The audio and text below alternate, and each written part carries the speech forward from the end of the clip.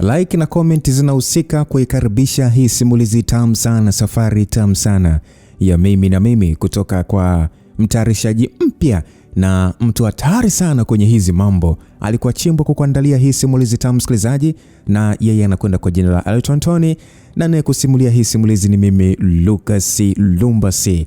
Halelelelelelelele, karibu sana mabibi na mabwana kwenye hii story tam tena. Anatuambia kwamba ilikuwa ni kwenye siku ya Alhamisi, nikiwa ndani ya gari kuelekea eneo lingine la jiji la Dar es Salaam. Siku hii kama siku zingine tu ilionekana kuwa na ukawaida wa mambo mengi ya kutarajia kwa maisha tuliyozoea sisi wa Bongo, na ndani ya gari hili kulikuwa na kioja kilichochangamsha asilimia kubwa ya abiria waliokuwemo. Niliposema gari sikumaanisha ninaendesha gari, hapana. Hii ilikuwa ni ndani ya usafiri rahisi tu wa umma ama daladala ndogo ya Costa. Na kutokea nilipokuwa nimekaa siti ya pili kutokea mbele upande wa pembeni, alikuwa amekaa mwanamke mtu mzima kiasi, akiwa amevalia nguo ya batiki na kujifunga kiremba kichwani, masikioni kukiwa na vifaa vidogo vya kuunganisha sauti kutoka kwenye simu. Bila shaka alikuwa anafurahia muziki mzuri sana kiasi kwamba alikuwa akiimba kwa sauti ya juu yenye kufuatisha muziki anaosikiliza. Lakini ilionekana kwamba hakutambua sauti aliyokuwa anatoa ilizidi kupanda. Watu kadhaa walimzungumzia wakidhani angekuwa Msukuma. Walimcheka na kuendelea kumtazama tu, huku yeye akiendelea kuburudika na kudhani wanamfurahia sana kutokana na kuimba kwake. Mimi nilikuwa nimekaa upande wa kioo cha dirisha, nikipulizwa tu zaidi na upepo uliokipisha kioo kilichokuwa wazi. Mara kwa mara nikifungua simu yangu kutazama ujumbe ulioingia na kujibu, kisha kuifunga na kuendelea kutazama nje. Kuna jambo fulani kuhusu mimi ambalo siku zote lilifanya watu wanitazame sana, na hata bila kujionyesha kwao kwamba wananitazama mno au mimi kutoangalia, nilijua tu kwamba wangenitazama kwa wingi. Sitaficha hili nikiwa ndio nimeanza kuelezea kisa changu msikilizaji. Sura niliyobarikiwa kuwa nayo ilipendeza. Wazungu huita wanaume wenye sura nzuri sana handsome. Na mimi kikweli nilikuwa ni handsome. Sio uzuri ule wa kujitahidi sana kufikia, bali ni ule uzuri wa asili unaoonekana hata bila kujitengeneza baada ya kutoka kusinzia. Labda kingine kilichozidisha jambo hilo ni kutokana na ngozi yangu kuwa nyeupe. Najua kuna watu huhangaishwa sana na rangi ya mwili, na ya kwangu ndio iliyoongeza ule utomato mtamu kwa sura yangu. Macho madogo yenye kope na nyusi nyingi kwa juu, pua ya kawaida na midomo yenye wekundu isiyo na denda nzito sana vilifanya nionekane kuwa kama Mchina ama Mwarabu fulani hivi. Nywele zangu zikiwa ni laini, siku zote nilipenda kuzichana vizuri, huku pande za kichwani zikiwa zimepunguzwa kidogo ili kufikia nyuma ya usawa wa masikio yangu. So muonekano wa kimwili ulikuwa ni wa kiume zaidi, lakini si ule uliopita kiasi. Nilifanya mazoezi kipindi cha nyuma kujenga, lakini kufikia hiki kipindi yani sikujihusisha na mazoezi kwa utaratibu kama ule wa kujenga mwili kuwa imara sana. Kwa hiyo nilikuwa na mwili ambao ungeonwa kuwa mwembamba lakini mpana, na nilikuwa ni mrefu pia. Kama ni jambo lingine lililoongeza hali ya mvuto kwangu na hata kwa watu niliopendelea kuchangamana nao, basi ilikuwa ni usafi. Kuanzia jinsi nilivyochonga ndevu zangu hafifu kutokea kwenye timba mpaka kidevuni, mavazi mpaka viatu, niliona kuwa mtanashati na bisho au sharobaro kwa watu wengi. Muonekano wangu na jinsi nilivyojiweka tu mbele ya watu ilifanya kwa mtazamo wa kwanza yeyote tu afikiri kwamba nilikuwa ni mtu mwenye kujipa hadhi fulani vya juu, kama mtu mwenye kujisikia sana, na ni kitu ambacho nilikuwa nimeshazoea tangu zamani. Hata sasa ndani ya safari hii niligundua kuna watu ambao walipenda muonekano wangu na kunitazama sana. Nilivalia t-shirt ya rangi ya zambarau iliyopauka yenye mikono mirefu, suruali nyeusi ya cadet pamoja na viatu vyeupe miguuni. Manukato niliyojipulizia pia yaliongeza kiwango cha mvuto wa kiume niliokuwa nao. Ila mimi sikukazia fikra mno swala hilo na kuendelea kukaa tu kwa utulivu tu nikisubiri kufika kule nilikudhamiria kwenda. Basi gari liliendelea kutembea tu. likipita majengo na magari mengi ndani ya barabara pana kwenye jiji hili lililo na shughuli nyingi. Na mara kwa mara msongamano wa magari ulifanya tukawizwe njiani kutokana na kusimama kwa muda mrefu barabarani. Joto likiwa kali mchana huu, angalau ndani ya daladala hii kioja cha mwanamke huyo kuimba kwa sauti ya juu kilifanya watu wafurahie zaidi. Na alikuwa bize kweli kweli kufuatisha maneno ya kila wimbo aliofahamu. Baada ya kutumia dakika nyingi sana, gari lilikuwa limesimama sehemu moja tu. Ikabidi dereva atumie akili nyingine. Akaliingiza gari kwenye barabara ya changarawe ambayo ingezungukia upande wa mbali kiasi ili kuweza kutokea mbele zaidi ya njia tuliyotumia kupita kwa ajili ya safari yetu. Hatukujua kilichosababisha foleni hiyo, lakini lilikuwa ni jambo la kawaida sana kwa barabara za jiji hili. Tukaendelea kusonga mbele mdogo mdogo tu, huku mwanamke yule akikomaa kuimba. Wimbo aliokuwa anaimba nadhani wengi wanaojua ni ule kekundu kekundu kekundu kekundu kekundu, na baadhi ya wadau ndani ya gari wakawa wanaitikia tu pamoja naye kekundu. So jambo hilo lilifanya tabasamu hafifu liniponyoke midomoni mwangu, maana ilikuwa ni kwaya moja ya kitambo kweli kweli, nadhani wahenga tunaikumbuka So barabara hii ilifanya gari lipite kwenye kona zilizobanana sana kutokana na nyumba kadha wa kadha kukaribiana. Kisha tukaingia sehemu yenye uwazi zaidi ambako miti mingi na nyumba chache zilizoachana kwa umbali mfupi kuonekana. Baada ya dakika chache za mwendo huo wa gari kutembea kama linatubembeleza, likafika sehemu fulani hivi ni yenye miti zaidi bila nyumba na kusimama baada ya kitu kama kishindo hivyo kusikika kutokea kule mbele kwa dereva. Sasa watu wakawa wanauliza nini kimetokea. Na sasa ikawekwa wazi kuwa gari liliharibika. Ikabidi sasa wote tushuke na kusimama nje, huku kondakta na dereva wakijitahidi sana kulifanyia ukarabati ambao tulijua usingeleta matokeo mazuri kwa haraka. Nilikuwa nimebeba begi la mgongoni lilo tuna kutokana na kuweka vitu vyangu vingi, nami nikawa sasa nimesimama pembeni tu, huku wengine wakijadili ya hapa na pale kuhusiana na jambo hilo. Ni magari machache sana aliyoanza kupita usawa huu wa barabara, na yalikuwa yamejaa, lakini abiria niliosafiri pamoja nao wakawa wanayapanda na kushonana hivyo hivyo tu ili yawaondoe sehemu hiyo upesi. So tukawa tunapungua tu mpaka nikabaki mimi mwenyewe na dereva na konda. Haikuonekana kuwa gari lingetengemaa, kwa hiyo wawili hao wakaanza kuondoka pamoja na mimi. Tukitembea kuelekea mbele zaidi, tukiombea kukutana na bodaboda, maana magari yaliacha kupita. Ikionekana labda foleni ile barabarani ilikuwa imekata. Kweli tukawa tumepata bodaboda moja, na wawili hao wakanishauri nipande na kwenda zangu, lakini mimi nikawaambia wapande tu kwa sababu nilitaka kutembea kidogo. Na bila shaka ningepata tu bodaboda nyingine. Kwa hiyo wakaridhia na kupanda pikipiki hiyo pamoja. Wakaishia. Mimi nilidhani ingekuwa ni rahisi tu kutoka ndani ya eneo hilo, lakini muda si muda nikatambua kuwa nilikosea. Njia hii tuliyopita haikuwa rasmi. Si kama barabara rasmi za changarawe. Na kwa kuwa huko mbele haikuja bodaboda nyingine tena, nikajikuta sasa nimeachwa peke yangu eneo lililoonekana kuwa kama linaelekea kwa mzee tambi tambi. Sasa nikaona hapa kujitia ukiburi kwamba mimi ni mwanaume. Hapana. Kwa hiyo hapa naweza nikajikuta nimeingia nisiko kujua. Hivyo kwa busara nikaamua kurudi kule nilikotoka. Nikaenda tena mpaka pale ambapo tuliacha kosta ile.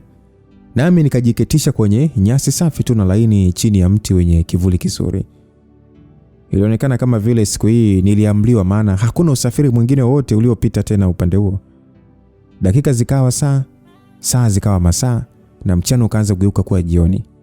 Nikajiuliza hii ilikuwa ni adhabu gani ya ghafla namna hii? Yaani from nowhere tu eti magari na pikipiki zikaacha kupita ndani ya eneo nisilolifahamu vizuri. Na hakuna hata nafsi moja ilionekana, hakuna. Yaani hapa pasingeendelea kukalika, maana saa moja ilikuwa inaingia.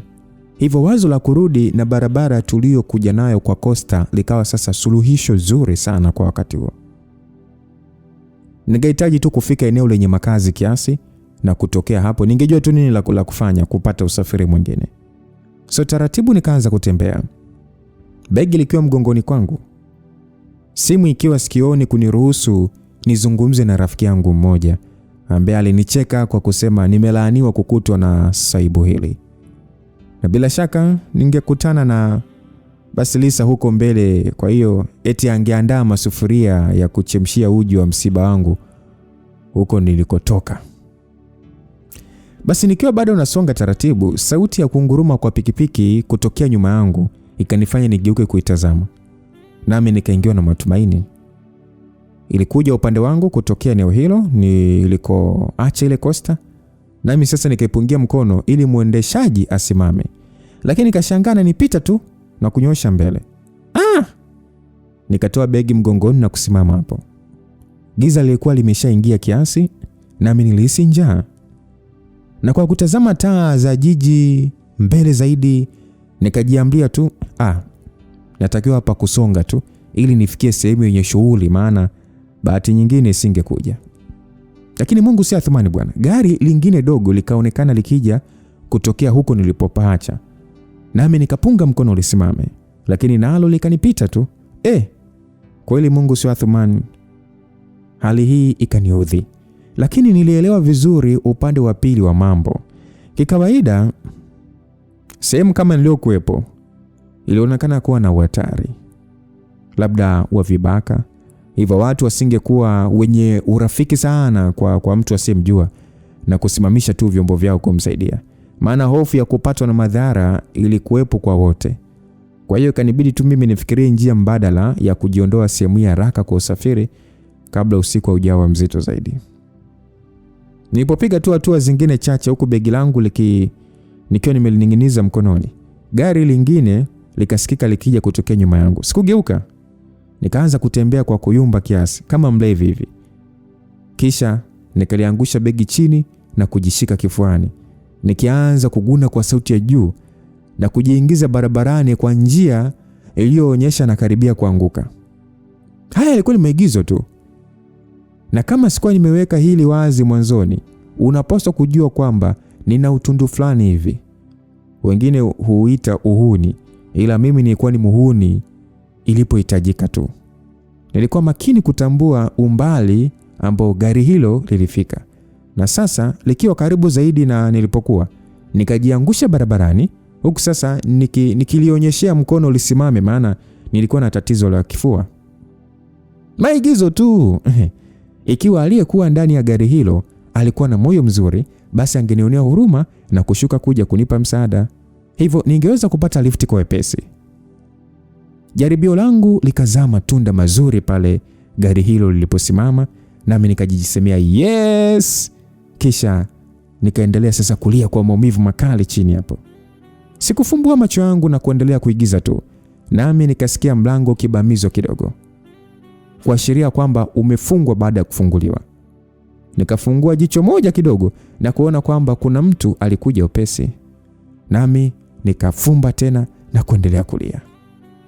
Nikahisi shingo yangu ikishikwa kwa viganja na kunyanyuliwa kiasi ili sasa kichwa changu kiwe juu. Na sijui ni nini tu kilichofanya nisikazie fikra sana swala hili, lakini mikono hiyo ilikuwa ni laini na harufu ilikuwa ni nzuri sana. Basi huyo mtu akaniambia, kaka, nini tatizo? Sauti hiyo nyororo ikanifanya nifumbue macho yangu na kumtazama aliyeitoa. Na kwa sekunde chache nikajisahau kwamba nilikuwa naumwa. Nilimtazama mwanamke huyo usoni kwa ufupi tu, lakini nilihisi ni kama nimemwangalia kwa muda mrefu. Alikuwa na sura nzuri, mweupe, yani mweupe, mtu mzima hivi kunipita hadi mimi kiumri. Lakini kama angeamua kudanganya yeyote ule kwa kusema ana umri mdogo, hata mimi ningekubali. Alikuwa na macho fulani hivi, yani ni kama ya Ufilipino fulani hivi mazuri. Ni kama ya kungu kiasi hivi nini, midomo laini na mizuri, na nywele zake zilikuwa ni ndefu zimefikia mabegani, ambazo bila shaka alizilainisha zaidi kwa dawa. Uso wake mweupe wenye kujali sana ulionyesha huruma nyingi kunielekea. Naye alikuwa anatumia kiganja kimoja kupima joto la mwili wangu kwa kukiweka kwenye shingo na paji la uso wangu.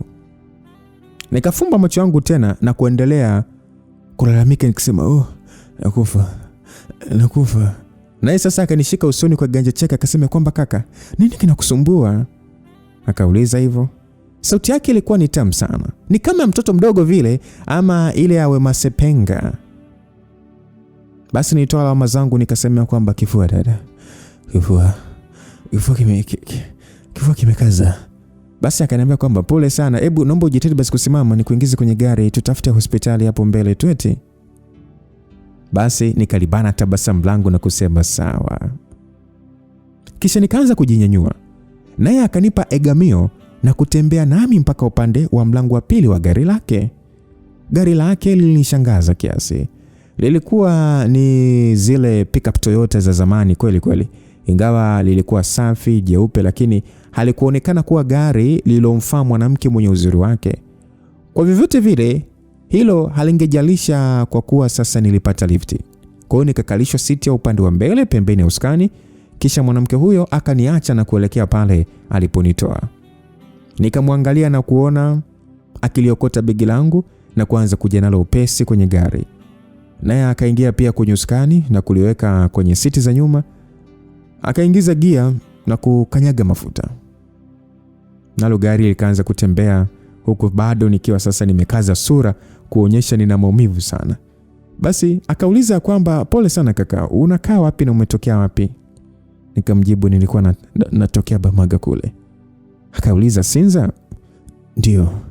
Usafiri ukaribika hapo nyuma. Ndio nikabaki mwenyewe mpaka basi nikaendelea kujikata na wembe bandia yani, kuigiza kwamba sina pitia maumivu. Sadada akasema kwamba pole, ngoja nikuache hospitali ya karibu. Basi nikafumbua jicho moja na kumtazama kwa chini.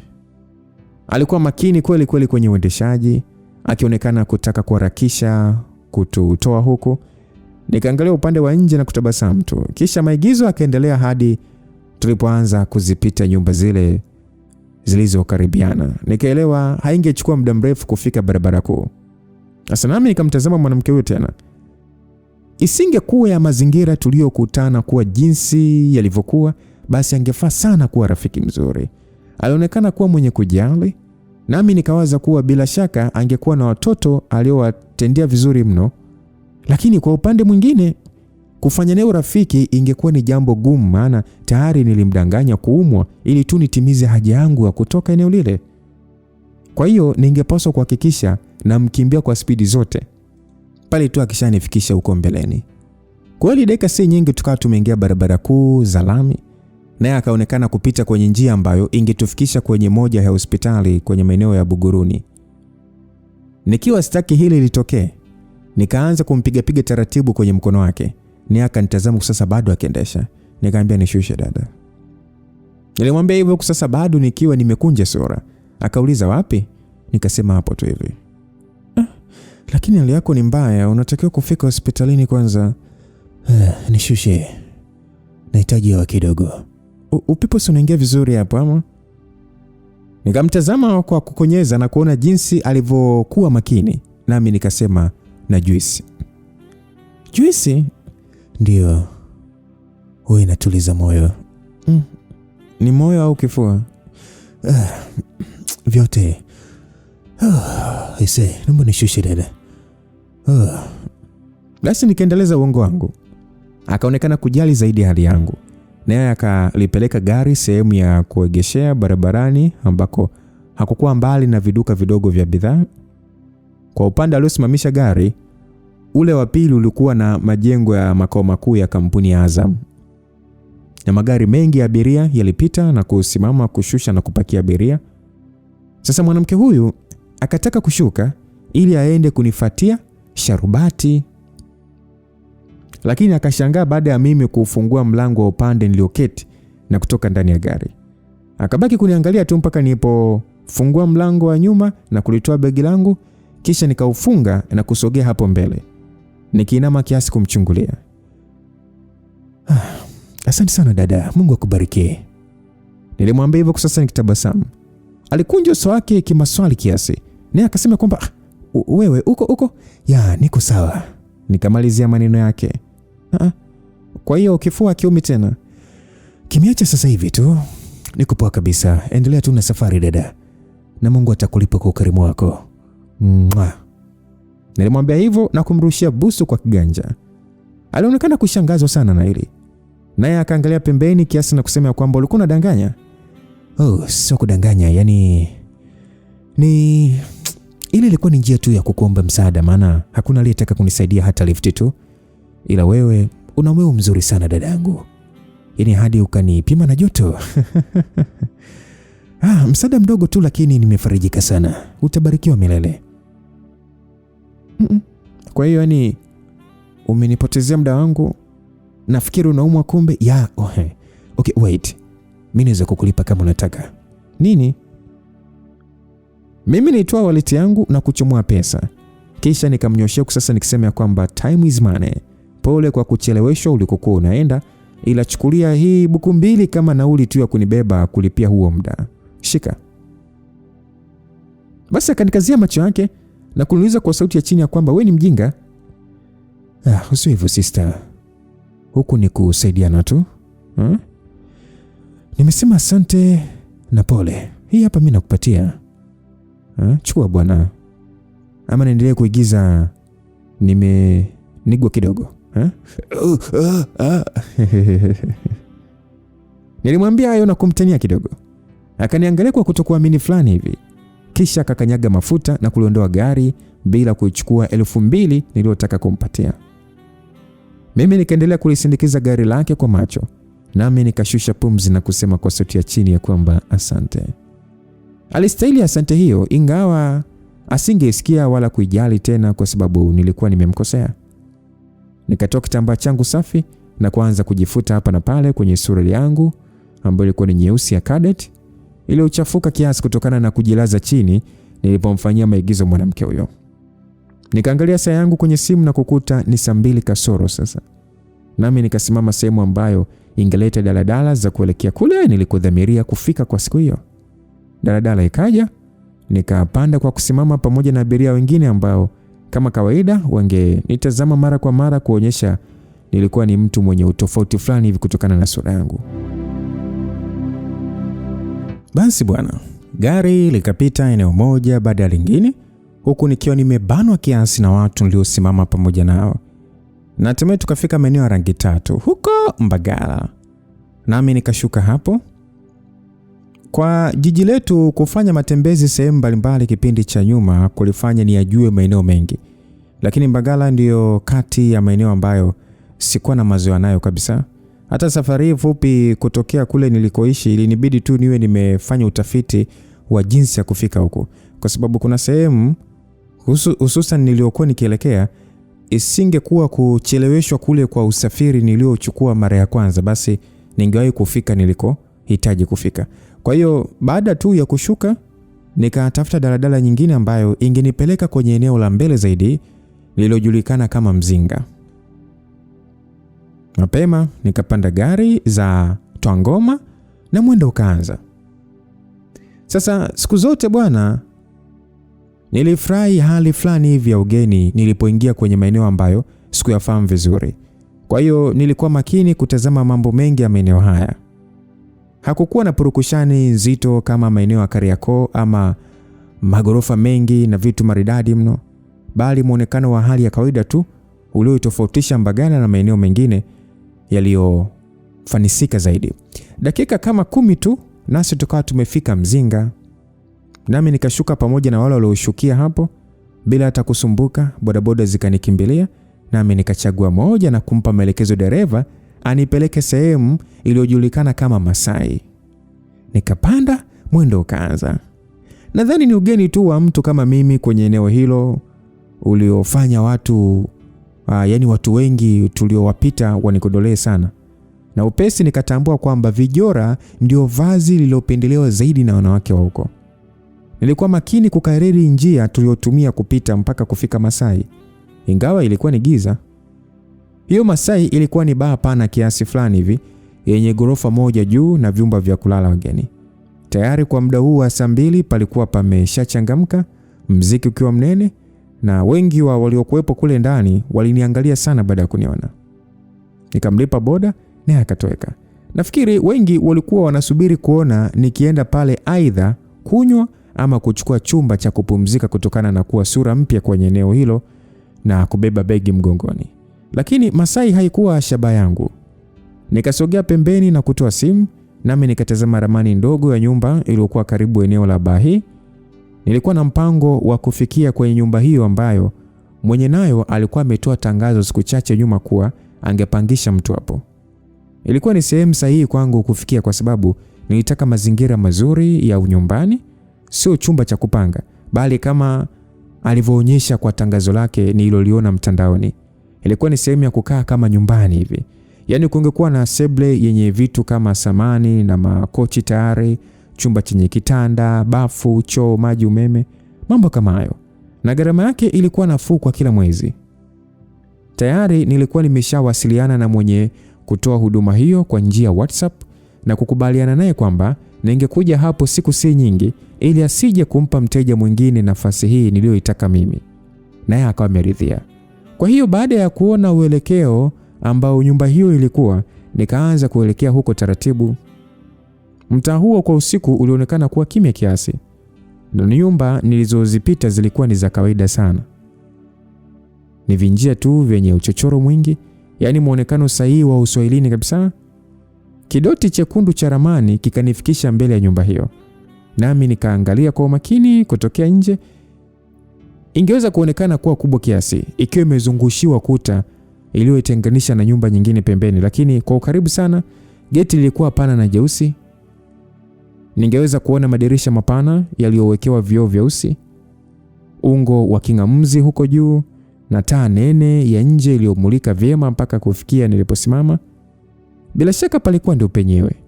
Kupiga jicho upande mwingine wa nyumba za Waswahili, nikaona wanawake kadhaa wakiwa wamesimama, wengi wao wakijifunga mikanga tu kuanzia kifuani, wakiniangalia kama wanijui. Na kweli walikuwa wanijui. Hivyo nikaenda zangu mpaka kwenye geti hilo na kuligonga kwa wepesi, kisha kubaki kusubiri. Mimi sikuwa nimeona haja ya kumtafuta mwenye nyumba kwa simu tena, maana alisema kuwa muda wote ule ambao nilijisikia kufika kwenye nyumba hiyo basi ningeenda tu, na ndio muda wenyewe sasa ukawa huo. Sauti ya kifungulio kidogo cha mlango wa geti ikasikika baada ya sekunde chache, na ukafunguka.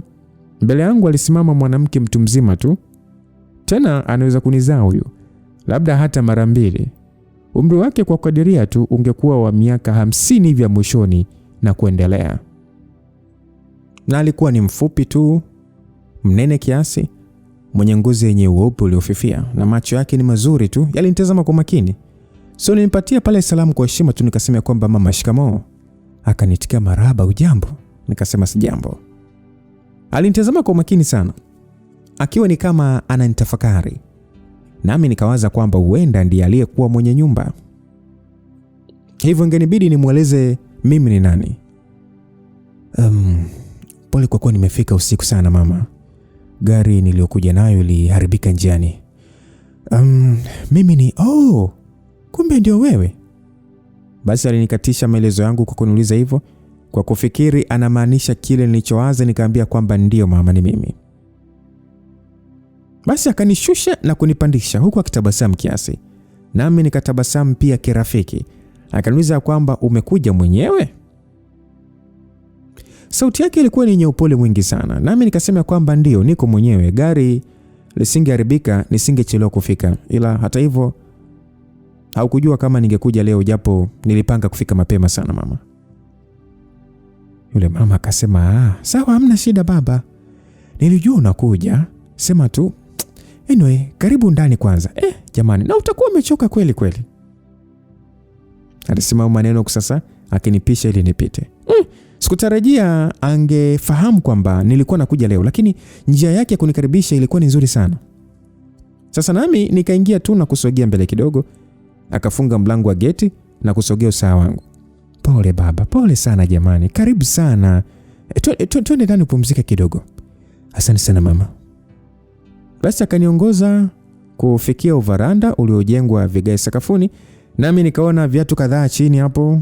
Kanifanya sasa nitambue kuwa huko ndani kulikuwa na watu wengine zaidi, labda wengine wa familia yake ambao waliishi naye. Yote alikuwa sawa kwangu. Nasi tukaingia ndani ya nyumba hiyo pamoja. Alinisi niingie na viatu tu. Nilipoashiria kutaka kuvua akasema hapana, wengi anavyo tu. Na baada ya kufika sebuleni akanikaribisha nikae kwenye sofa moja. Sebule haikuwa pana sana, lakini ilikuwa pana. Masofa yalikuwa ni matatu na marefu, yaliyopangwa kwa njia ya ukuta uliozunguka meza ya duara yenye kioo cheusi na kizito hapo katikati. Sofa nililoketi lilinitazamisha moja kwa moja na TV pana ya flat screen ukutani. Na juu kiyoyozi kilionekana kuzunguka na kuipa sebule ubaridi ulioleta ahueni kutokana na joto la jiji hili. Upande wa nyuma wa sofa ambalo nilikuwa nimekalia kulikuwa na sehemu pana iliyokuwa na ni kama eneo fulani hivi la kulia vyakula, yani dining. Na hapo sasa niliona meza ndefu kiasi ambao iliyozungukwa na viti 6 vilivyoibana kwa karibu. Sasa pembeni hapo kulikuwa na friji yenye urefu kiasi tu na yenye rangi ya njano, pamoja na sehemu yenye uwazi wa mlango usiokuwa na mlango, ambapo ulionyesha uelekeo wa kwenda chumba cha jikoni kutokea hapo dining. Kampangilio kalikuwa ni kazuri kweli kweli na safi sana. Kwenye sofa la upande wa kulia alilala binti mwenye umri mdogo tu kufikia kama miaka 20 hivi, akiwa makini tu kutazama runinga bila kujali kwamba kuna mgeni aliingia. Alivaa dera lililostiri vyema mwili wake, na kwa kumwangalia haraka haraka nikatambua alikuwa ni mweupe na mwenye sura nzuri. Alitulia kivyake tu akitazama tamthilia huku aking'atang'ata kucha ya moja kidole chake ganjani. Mwanamke yule aliyenikaribisha akasimama pembeni yangu na kusema kwamba karibu sana baba yangu. Nikasema asante mama. Haya, ngoja nikuwekee kitu cha kupoza kwa kwanza, si ndio? Asante sana mama. Basi angekuwa amefanya jambo la maana, kwa kuwa mimi sikuweka chochote kile tumboni tokea nilipokunywa chai asubuhi. Kwa hiyo akaondoka na kwenda upande ulioonekana kuelekea jikoni. Nami nikakaa kwa utulivu na kumtazama binti yule pembeni. Alionekana kutokujali kabisa wageni, nami nikawaza huenda alikuwa ni mwenye nyodo kupita maelezo. Sekunde chache kupita, mwanamke yule akawa amerejea tena, isipokuwa tu wakati huu akawa amekuja pamoja na mwanamke mwingine aliyeonekana kumzidi mpaka na yeye kiumri. Huyu hakuwa mweupe bali ni mweusi wa maji ya kunde, na alikuwa na nywele fupi zenye mvi kiasi kichwani kwake. Yule aliyenipokea mara ya kwanza alibeba sinia lenye glasi iliyowekewa sharubati. Bila shaka ni sharubati ya parachichi, pamoja na sahani yenye wali na nyama iliyoonekana kuungwa vizuri sana kutokana na namna ilivyonukia. Yaani vilinitamanisha sana, na kwa njia niliyohisi ningekula mpaka kusafisha sahani yote. Ni kama alijua tu, yani sikutegemea mapokezi yangu kwa hapo yangekuwa mazuri namna hiyo kutoka kwa watu wazima kama hao. Lakini lilikuwa ni jambo la kawaida kwangu mimi kutendewa kwa njia nzuri na watu wengi. Sio wote ila wengi. Kwa hiyo sinia hilo likawekwa mezani. Meza nayo ikavutwa mpaka kufikia miguu yangu, na wanawake hao wakawa sasa wamesimama pembeni huku sasa wakinitazama kwa njia fulani hivi ya matumaini. Nikatabasamu kidogo na kusema kwamba asanteni sana. Shikamoo mama. Nilikuwa nikimsalimu yule mwanamke mwingine, naye akasema kwamba marahaba kijana wangu, karibu sana, jisikia umefika nyumbani. Nikatikisa kichwa kukubali ukaribisho wake na kusema kwamba asante sana. Yule mwanamke mweupe akaniambia kwamba karibu chakula baba, pole kwa safari. Nikasema asante.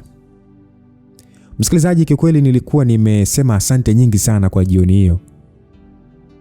Nami nikaanza tu makamuzi taratibu, huku wanawake hao wakiwa wamesimama tu na wakiniangalia. Niliona hilo kuwa ajabu kiasi, lakini labda hawakuzoea sana ugeni wa wanaume, tena hasa kutokana na muonekano wangu. Kwangu mimi sura niliyokuwa nayo ilikuwa ni kawaida sana, lakini kwa wengine ilikuwa ni kama vile kigezo fulani hivi cha kuwafanya wanitendee kiayai tu yani. Nitamani kuambia watu hawa wazima wakae, lakini tena nikajizuia, maana sikuona hilo kuwa adabu kutoka kwa mgeni aliyefika tu na kuanza kujifanya mjuaji. Kwa hiyo inabidi wafanye tu vile walivyojisikia. Sasa nikauliza kwamba kwa hiyo haukuja na Shadia? Msikilizaji, swali hilo lilitoka kwa yule mwanamke mweupe aliyenipokea mwanzoni, nami nikamtazama machoni.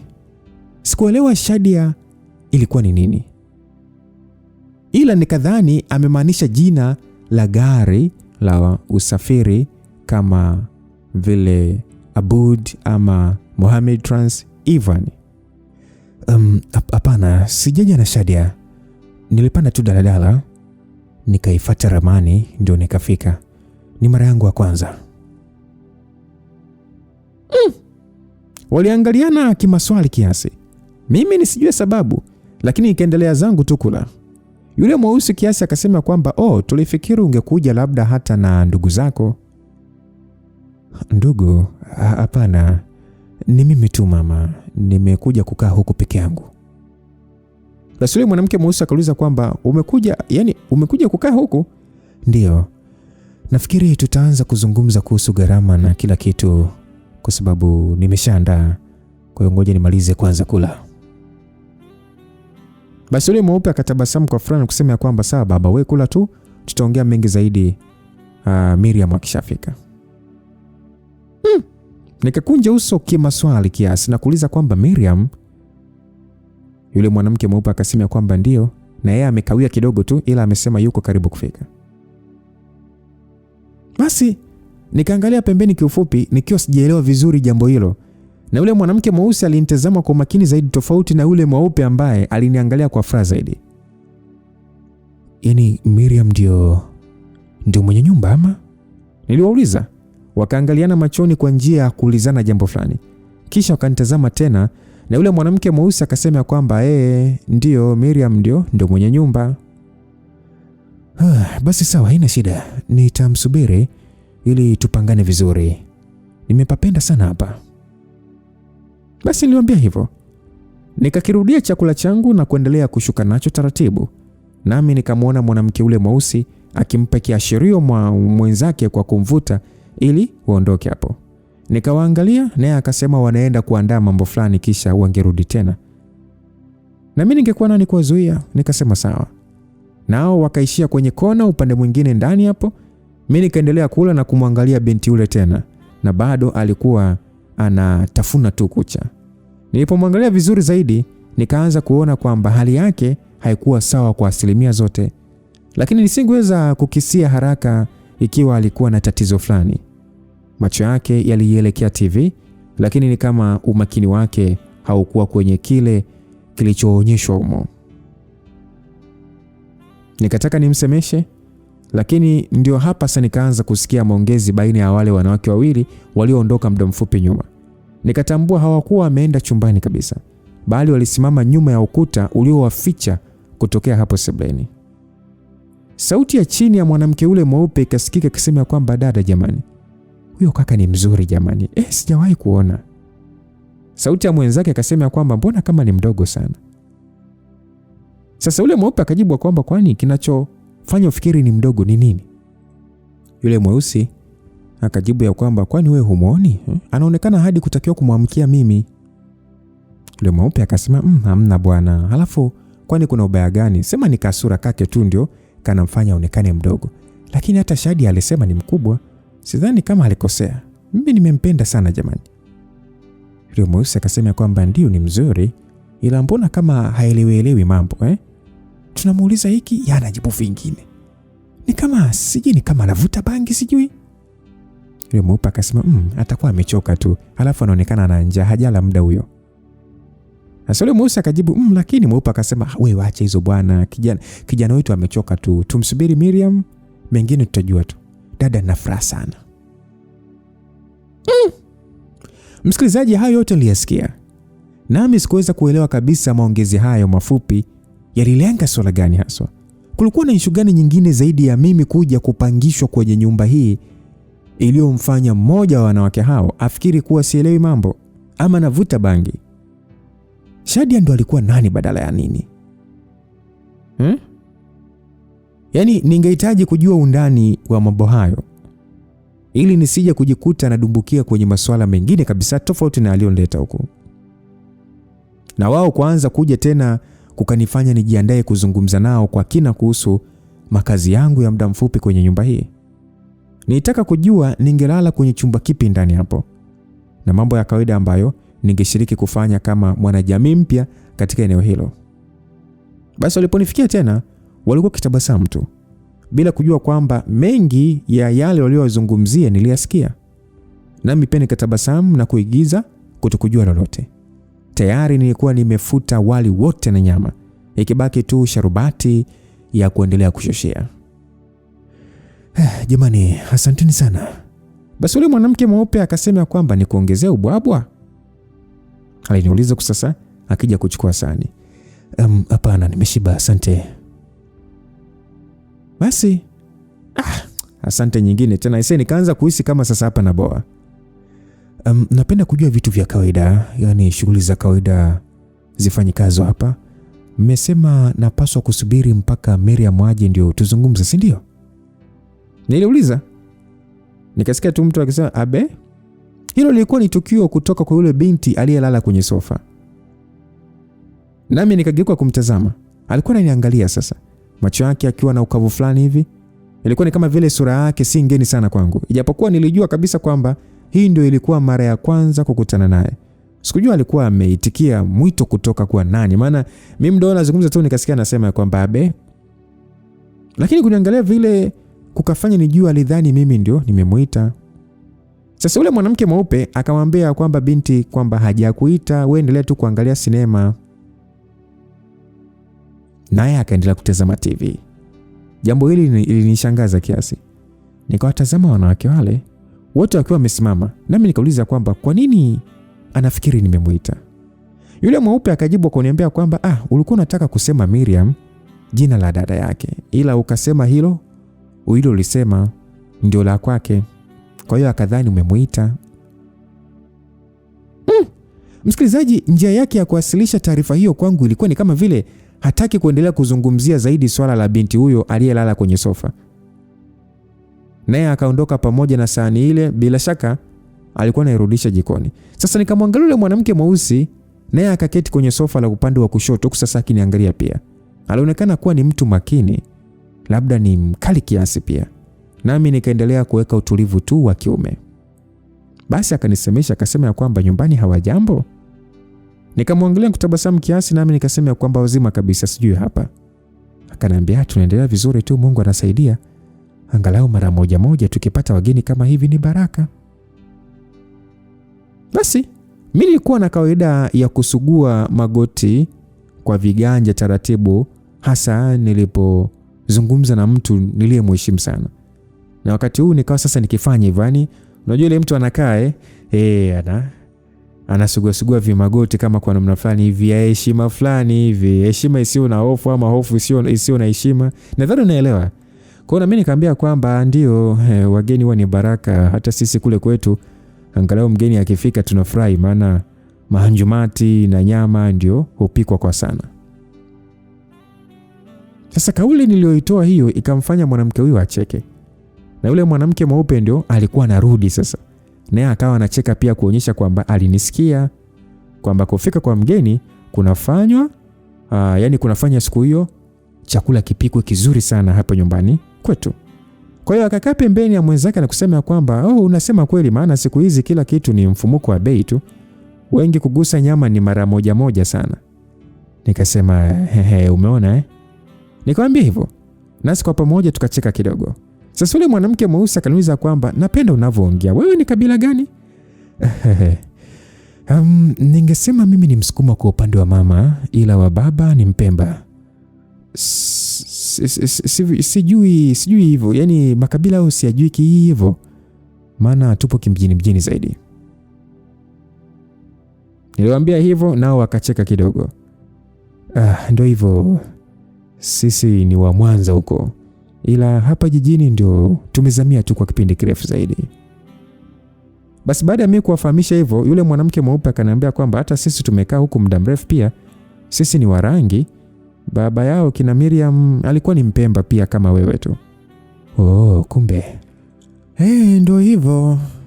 Tulikaa Tanga sana. Then baadaye jiji likatuita. Ndio tuko na binti yetu hapa. Tumemtunza na yeye sasa hivi anatutunza sasa hivi. Miriam amekuwa mwanamke mzuri sana. Ana bidii, anatujali, anachapa kazi. Ni mtu mmoja mpambanaji. Yaani kila mtu anampenda. Mwanamke huyu aliniambia hivyo, msikilizaji. Sasa mimi nikatikisa kichwa kuonyesha kwamba nimeelewa. Lakini nijiuliza, hivi kwa nini angefikiria habari za huyo Miriam zingekuwa na umuhimu sana kwangu? Ila kwa kuwa nilijua kuna jambo lingine lililokuwa linaendelea lililomhusisha huyo mwenye nyumba, nikaona ngoja niulize tu. Kwa hiyo Miriam ni mtoto wako? Wanawake hao wakaangaliana kimaswali kiasi. Kisha wakanitazama kama vile hawakunielewa vizuri. Na mimi nisingeweza kujua sababu ya kupewa itikio hilo. Mwanamke ule mweusi akaniuliza kwamba kwani mliongea nini na Shadia? Hakukuelezea mengi sana au? Shadia ndo alikuwa nani? Aisee, dalali wa nyumba au? Mimi nipata tu tangazo mtandaoni mpaka kufika hapa jamani. Kikweli hali hii ikaanza kunichanganya sasa. Nikashindwa kujua nitoe jibu lipi au niulize kipi kingine. Na wanawake hao wakiwa sasa bado wananitazama, sauti ya honi ya gari ikasikika kutokea nje ya geti. Nami nilipoangalia nikaona wakitabasamu tu kwa furaha. Mweupe akaniangalia na kusema kwamba amefika, ngoja nikamfungulie. Bila shaka alikuwa akimaanisha kwamba mwenye nyumba huyo ambaye ni Miriam ndio alikuwa amefika. Naye akanyanyuka na kunipita kuelekea nje ili kufungua geti. Sasa mimi nikaendelea kukaa kwa utulivu tu, bado nikiwa najiuliza kama kuna sehemu fulani akina mama hao walijichanganya katika maongezi yao ama labda mimi tu, na kwa nini mtu mzima kama mwanamke huyo mweupe ndio anyanyuke kwenda kufungua geti badala ya binti kijana aliyelala tu kwenye sofa hapo hapo. Ila mimi ningejua nini msikilizaji? Maisha yao yalikuwa ni ya kwao. Basi geti likasikika likifunguliwa, mvumo wa gari ukaingia zaidi kuikaribia nyumba, kisha ukakata na geti likafungwa tena. Mwanamke yule aliyebaki akanisii niendelee kunywa sharubati yangu kabla haijashuka kiwango cha ubaridi. Nami nikaichukua glasi na kuanza kunywa tena. Bila shaka pale nje kuna maongezi mafupi yaliyofanywa baina ya mwanamke yule mweupe na mwenye nyumba aliyeingia, labda kumwambia kuhusu ujio wangu. Nami nikajiweka tayari ili akifika mikakati zaidi iendeshwe. Basi mlango kafunguka na wa kwanza kupita akawa ni yule mwanamke aliyenipokea. Kisha akaingia mwanamke mwingine kumfuatia. Nilikuwa tu ndio nimetoka kupiga fundo dogo la sharubati, na ile nimeshusha glasi na kumtazama huyo mwanamke, macho yangu yakashtuka kiasi kufuatisha na pigo la nguvu moyoni ndani ya kifua changu. Alikuwa ni ule mwanamke mweupe niliyekutana naye masaa machache yaliyopita jioni hiyo na kumdanganya kwamba nilikuwa naumwa kifua ili tu anibebe kwa gari lake. Naye baada ya kuwa ameniona akasimama mlangoni hapo hapo na kuniangalia kwa mkazo sana ulioonyesha hasira kali kunielekea. Mshtuko mfupi niliopata ukanifanya nimeze kinywaji na kuvuta pumzi puani kwa wakati mmoja. Nami nikapaliwa. Unajua binadamu hawezi kumeza chakula wakati huo akivuta hewa yani akivuta pumzi huwezi. Ukimeza chakula lazima pua zistop kuvuta pumzi. Kwa hiyo mimi sasa vilifanyika vyote kwa pamoja, nikajikuta nimepaliwa, nikakohoa na kudondosha juisi kiasi kutoka mdomoni mwangu. Kitu ambacho sasa kilifanya wale wanawake wakubwa washtuke na kunitazama kwa kujali. Nikaendelea kukohoa kwa nguvu. Nami nikasimama kabisa nikijitahidi sasa kujizuia, lakini nikawa nashindwa. Yule mwanamke mweusi akasema kwamba pole kijana wangu, umepaliwa pole. Niliendelea pale kubanja tu.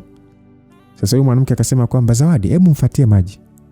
Nafikiri Zawadi ndio lilikuwa jina la mwanamke huyu mweupe.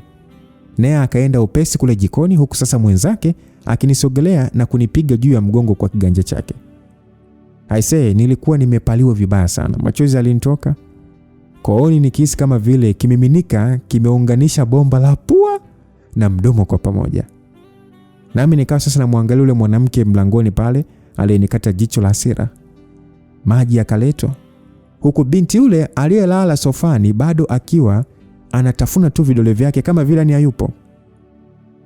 Nikaanza kunywa maji na kikohozi cha kupaliwa kikawa sasa kinafifia, japo kooni palivurugika sana. Nikamwangalia yule dada pale mlangoni aliyekuwa amesimama kwa utulivu tu, nami nikahisi aibu na kuangalia pembeni. Zawadi mweupe akaniuliza kwamba uko sawa baba? Nami nikajibu sasa koo imenibana, nikasema kwamba ndio, niko sawa, niko sawa. Zawadi akanibembeleza akasema kwamba pole sana baba, pole.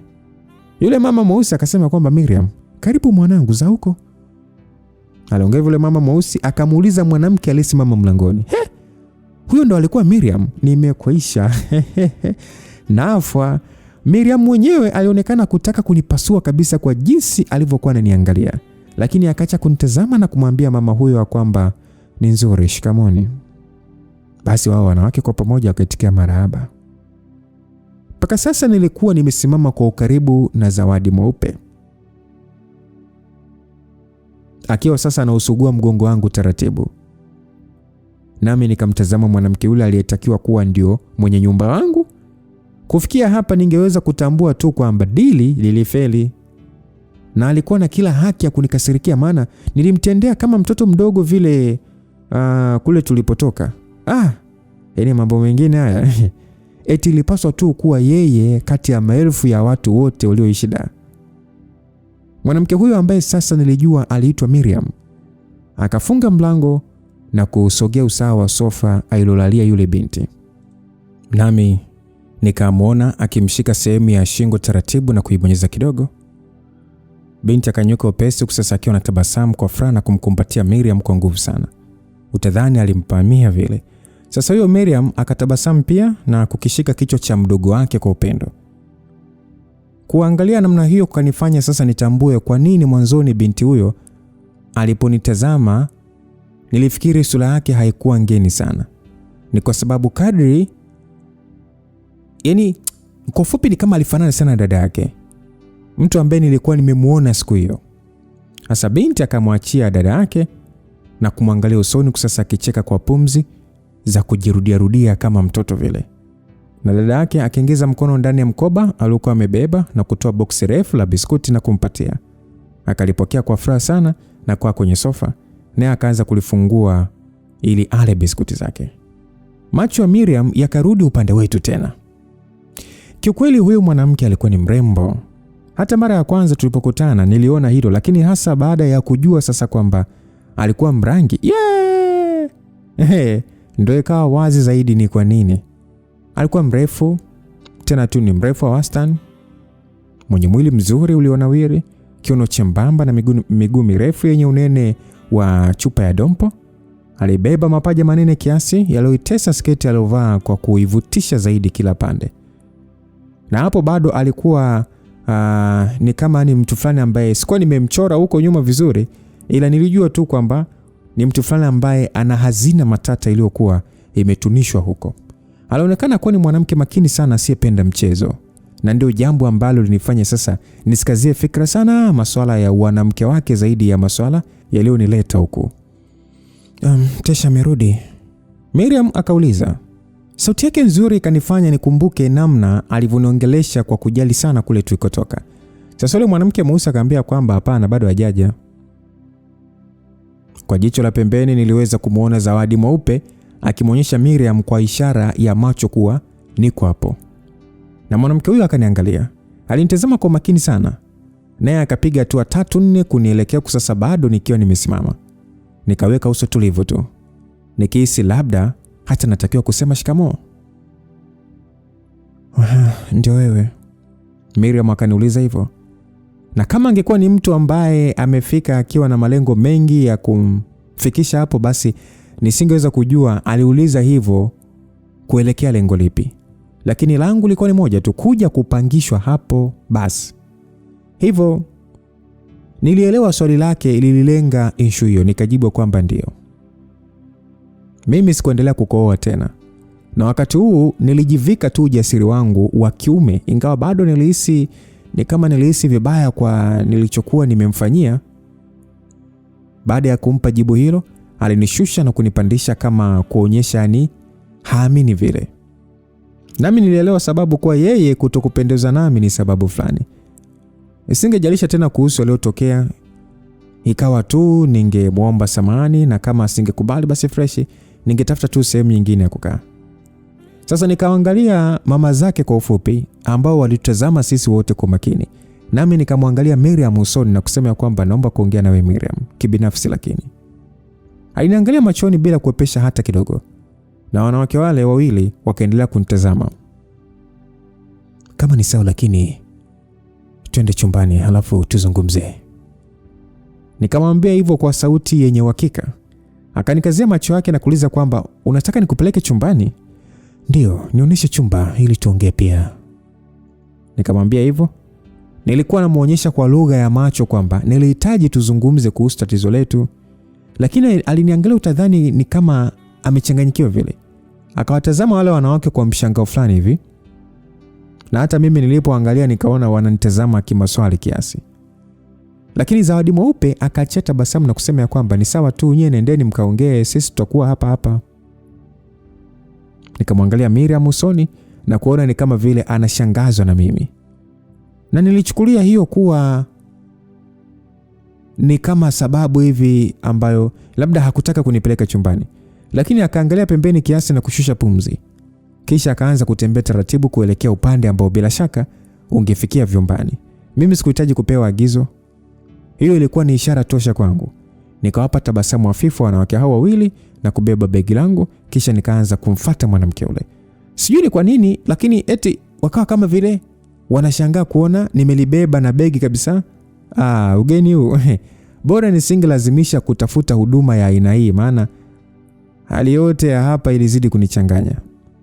Kumfuata mwanamke huyo kulinipeleka upande wa nyumba hiyo uliokuwa na korido fupi tu lenye milango mitatu ya vyumba vya kupumzika na kona nyingine iliyopeleka mtu kwenye choo na bafu. Angalau sasa niliweza kulichora umbo lake huko nyuma, na alikuwa amebarikiwa kubeba mzigo wa maana. Yeye akaingia ndani ya mlango wa chumba cha mwishoni, na nilipofika hapo nikakuta amesimama mlangoni kama kuniruhusu niingie. Nami nikampita na kuingia. Bado alikuwa akinitazama kimashaka fulani hivi, lakini baada ya mimi kuingia ndani humo, mashaka yangu ndo yakapanda zaidi. Chumba hicho kilikuwa ni kizuri mno. Lakini ulikuwa ni uzuri ambao ulimfaa mwanamke, si mwanaume. Vitu vingi sana vilikaa kimaua tu, kuanzia mashuka yaliyotandikwa mpaka kabati la nguo lililopambwa kwa maua, na hata upande mmoja kulikuwa na meza ya kujipambia mwanamke iliyo na kioo kirefu pamoja na vipodozi na manukato. So nikatembea na kuingia ndani zaidi, nikiwa sasa najiangalia kwa umakini zaidi. Fikra zikiwa kwamba huenda kuna mwanamke aliyekuwa akikaa humo na sasa hakuepo. Ndio mimi sasa ningechukua nafasi yake. Sio kuchukua nafasi ya kuishi kike, ila nafasi ya kulala kwenye chumba. Umekuja na begi kabisa. Sauti yake Miriam iliyouliza swali hilo ikanifanya nimgeukie na kumtazama. Bado aliniangalia kana kwamba hanielewi hata kidogo. Na mimi kikweli nilikuwa nimeanza kuchanganyikiwa. Chumba ndio hiki ama? Unakionaje? Ni sebule ama? Hapana, namaanisha ni kina muonekano wa kike sana. Ama ndo mnavyopamba siku hizi kwa ajili ya ugeni, eh? Nikilala humu mtajisi kama princess. Kulala kivipi? Kulala. Si ndio nitalala humu ama? Hakuna chochote kilichopangwa. Unanielewa eh? Huwezi kulala humu. Msikilizaji, njia aliyotumia kunisemesha ilijaa kisirani sana. Na tayari nilijua sababu kuwa nilimuudhi, kwa hiyo nikachukulia yote hayo kuwa majungu tu. Nikaweka begi chini na kusogea mpaka kufikia aliposimama. Naye alikuwa ananitazama usoni kwa makini mno. Sikiliza dada, najua hatujakutana kwenye mazingira mazuri, na ndio maana nimeomba uje nami humu ili nikuombe tu samahani. Una sababu ya kuendelea kunikasirikia, mimi sio mtu mbaya. Muda ule nilihitaji tu msaada. Lile eneo sikulifahamu na usiku ulikuwa unaingia, ndio maana nikafanya vile. Nilimwambia hivyo kwa sauti ya chini tu. Akaangalia pembeni na kubana midomo kwa njia fulani vya kukerwa. Hayo ya saa zile tu ya sahau. Mimi napenda sana amani. Halafu na hapa nimepapenda, kwa hiyo nataka nikae hapa. Baada ya kumwambia vile, macho yake mazuri yakarudi tena kwangu, akinitazama kama vile bado hanielewi. Okay, naomba unisikilize. Mimi sipendi michezo sio na faida. Umeanza kunifanyia michezo kwa nyuma na umeleta mpaka hapa. Kuna lolote lilopangwa kukuruhusu ulale chumbani kwangu? Nilikunja uso kimaswali kiasi. Chumbani kwake? Sikuelewa vizuri. Akashusha pumzi kiasi kama kujipa tulivu. Kisha akaanza kusema, "Nisikilize Festo." Festo gani tena? Mbona uko unanichanganya huyo? Mimi sitakuwa mwongo kwako. Hili swala haliwezi kufanikiwa. Ni sawa wakubwa wetu wanataka kutusaidia, lakini siku tayari kuanzisha mahusiano na wewe. Achilia mbali kuolewa. Sasa nikabaki kinywa wazi kiasi huku sasa namwangalia kwa makini, kwa sababu kikweli alikuwa ameniacha Mbezi. Yaani kaniacha Mbezi, yeye kashafika Mombasa. Kama wewe ni mtu mzima, naweza kuamini kwamba utanielewa. Na ndio maana niliyaruhusu haya yote ili tukutane, niweze kukwambia wewe kama wewe. Ndio ni jambo zito, na bado siko tayari. Sijui hata Shadi aliwaza nini kudhani mimi na wewe tungeendana kwa kweli. Kwanza unaonekana kabisa ni mdogo kwangu. Mimi kwa ombi hilo, makubaliano yote ambayo amefikiri tunaweza kufanya, siko tayari. Nadhani naeleweka kakaangu. Alisema hayo kwa sauti tulivu. Nilinamisha uso kiasi nikiwa na tafakari yote aliyosema. Na sasa kila kitu kikawa kimeeleweka kwangu. Hawa wanawake walikuwa wanamsubiria mtu mwingine tofauti na mimi, ambaye labda alikuwa na mipango ya kuja kumchumbia huyu dada. Shadia ndio alikuwa mshenga, yani muunganishi wao. Kwa hiyo mimi nilipofika hapa, wale wanawake wawili walifikiri mkwe ndio kafika. Na kwa kweli hali nyingi zilikuwa zimeingiliana kwa njia iliyofanya nijikute na natendewa kwa njia ambayo alistahili huyo Festo aliyetarajiwa kufika. Mpaka wali wake na nyama niliula. Nilishusha na sharubati bwana. Nikajikuta na chetu tabasamu na kutikisa kichwa kwa kutokuamini jinsi hali hii ilivyonifikisha mbali namna hiyo. Sasa Miriam alipoona na tabasamu akaniuliza kwamba nilichokisema kimekupa furaha au? Nikamwangalia nami nikashindwa kujizuia kucheka kidogo kwa pumzi. Ndio ya, sawa. Usiseme sawa. Nimekuambia hapana. Ndio, sawa. Sawa imemaanisha hapana. Nilisema hivyo. Akaniangalia kama vile hanielewi. Pole dada, kuna mwingiliano umeingiliana hapa. Mimi sio unemdhani.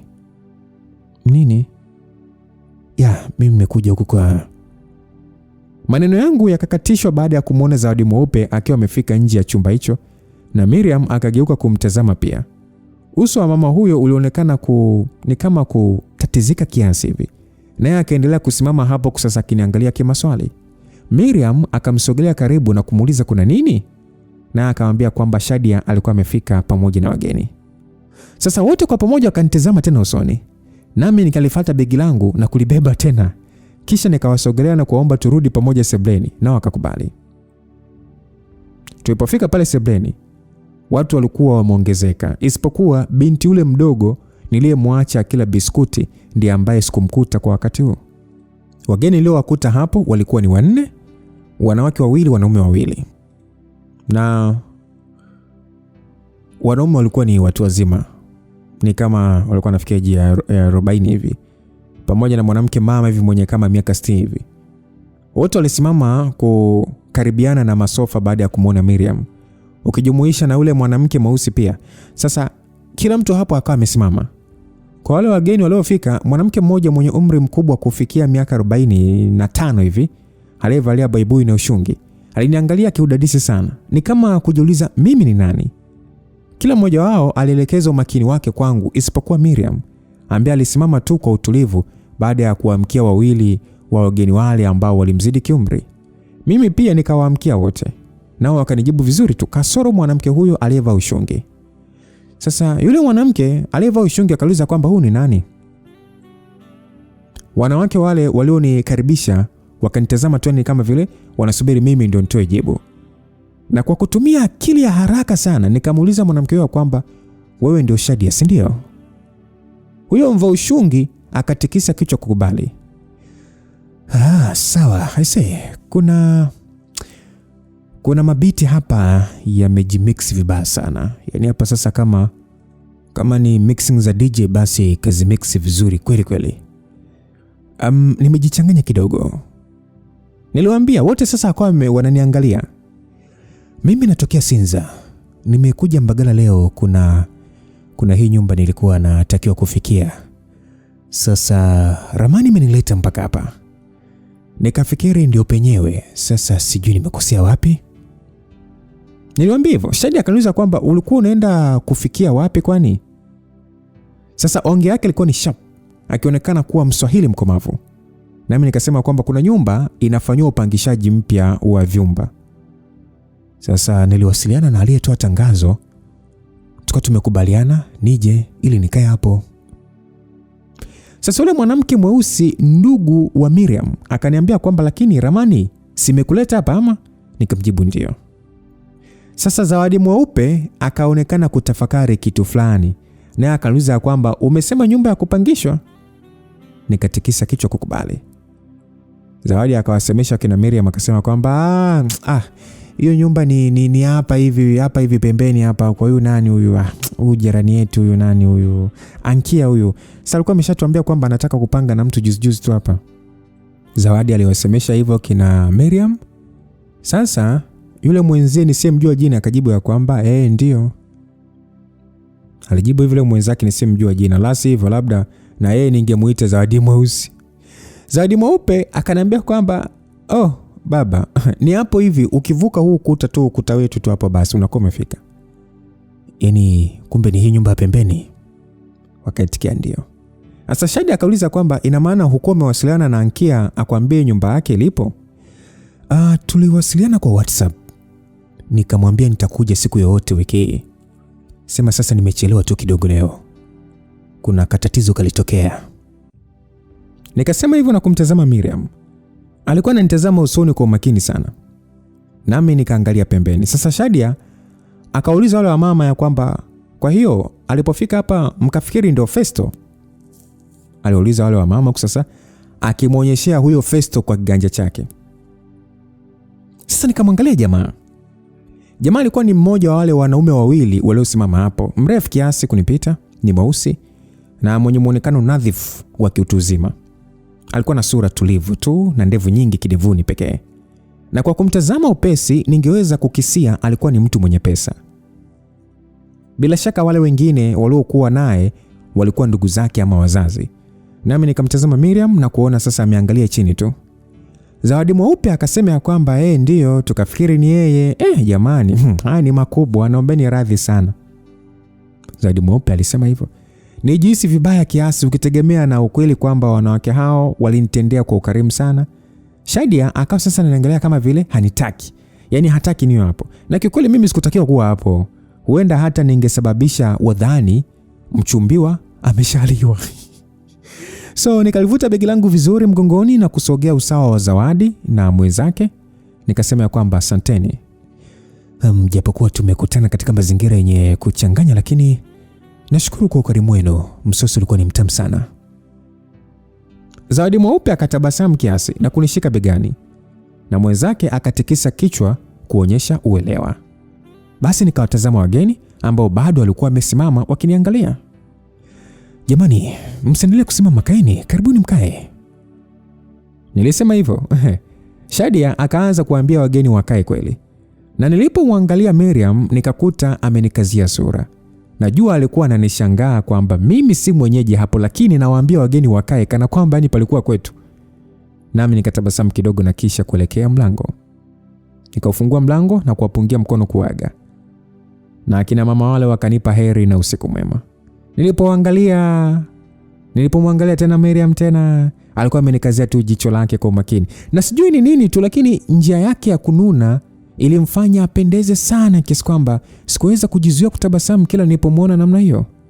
Nami nikafungua tu mlango na kutoka ndani humo. Nikaanza kuondoka hapo sasa nikiwaza jinsi bahati ya leo ilivyokuwa ikipingana sana na mimi. Kuanzia kuharibikiwa na daladala mpaka kuingia kwenye sebule ya mhusika nisiyetakiwa kukutana naye. Ila huyo Miriam alikuwa ameifanya jioni hii iburudishe sana, sio serious. Nikatoka zangu mpaka nje ya geti, na hapo nje lilikuwepo gari aina ya Volkswagen nyeusi. Bila shaka ilikuwa ni ya mchumba Festo. Nikawaza ikiwa Miriam alimaanisha kweli kila alichokuwa ameniambia alipofikiri mimi ndio nimekuja kumchumbia, basi hata Festo angerudi kwao mikono mitupu. Ila kuna kitu chochote kile ambacho pesa haiwezi kubeba siku hizi jamani? Wapi. Basi nikavuka tu hiyo nyumba na kwenda ya pembeni. Kwa nje kulikuwa kuna duka la bidhaa, na ndani niliweza kumuona mwanamke Muislamu akiwa ameketi huku akinyanyua kichwa chake kunichungulia kutokea ndani humo.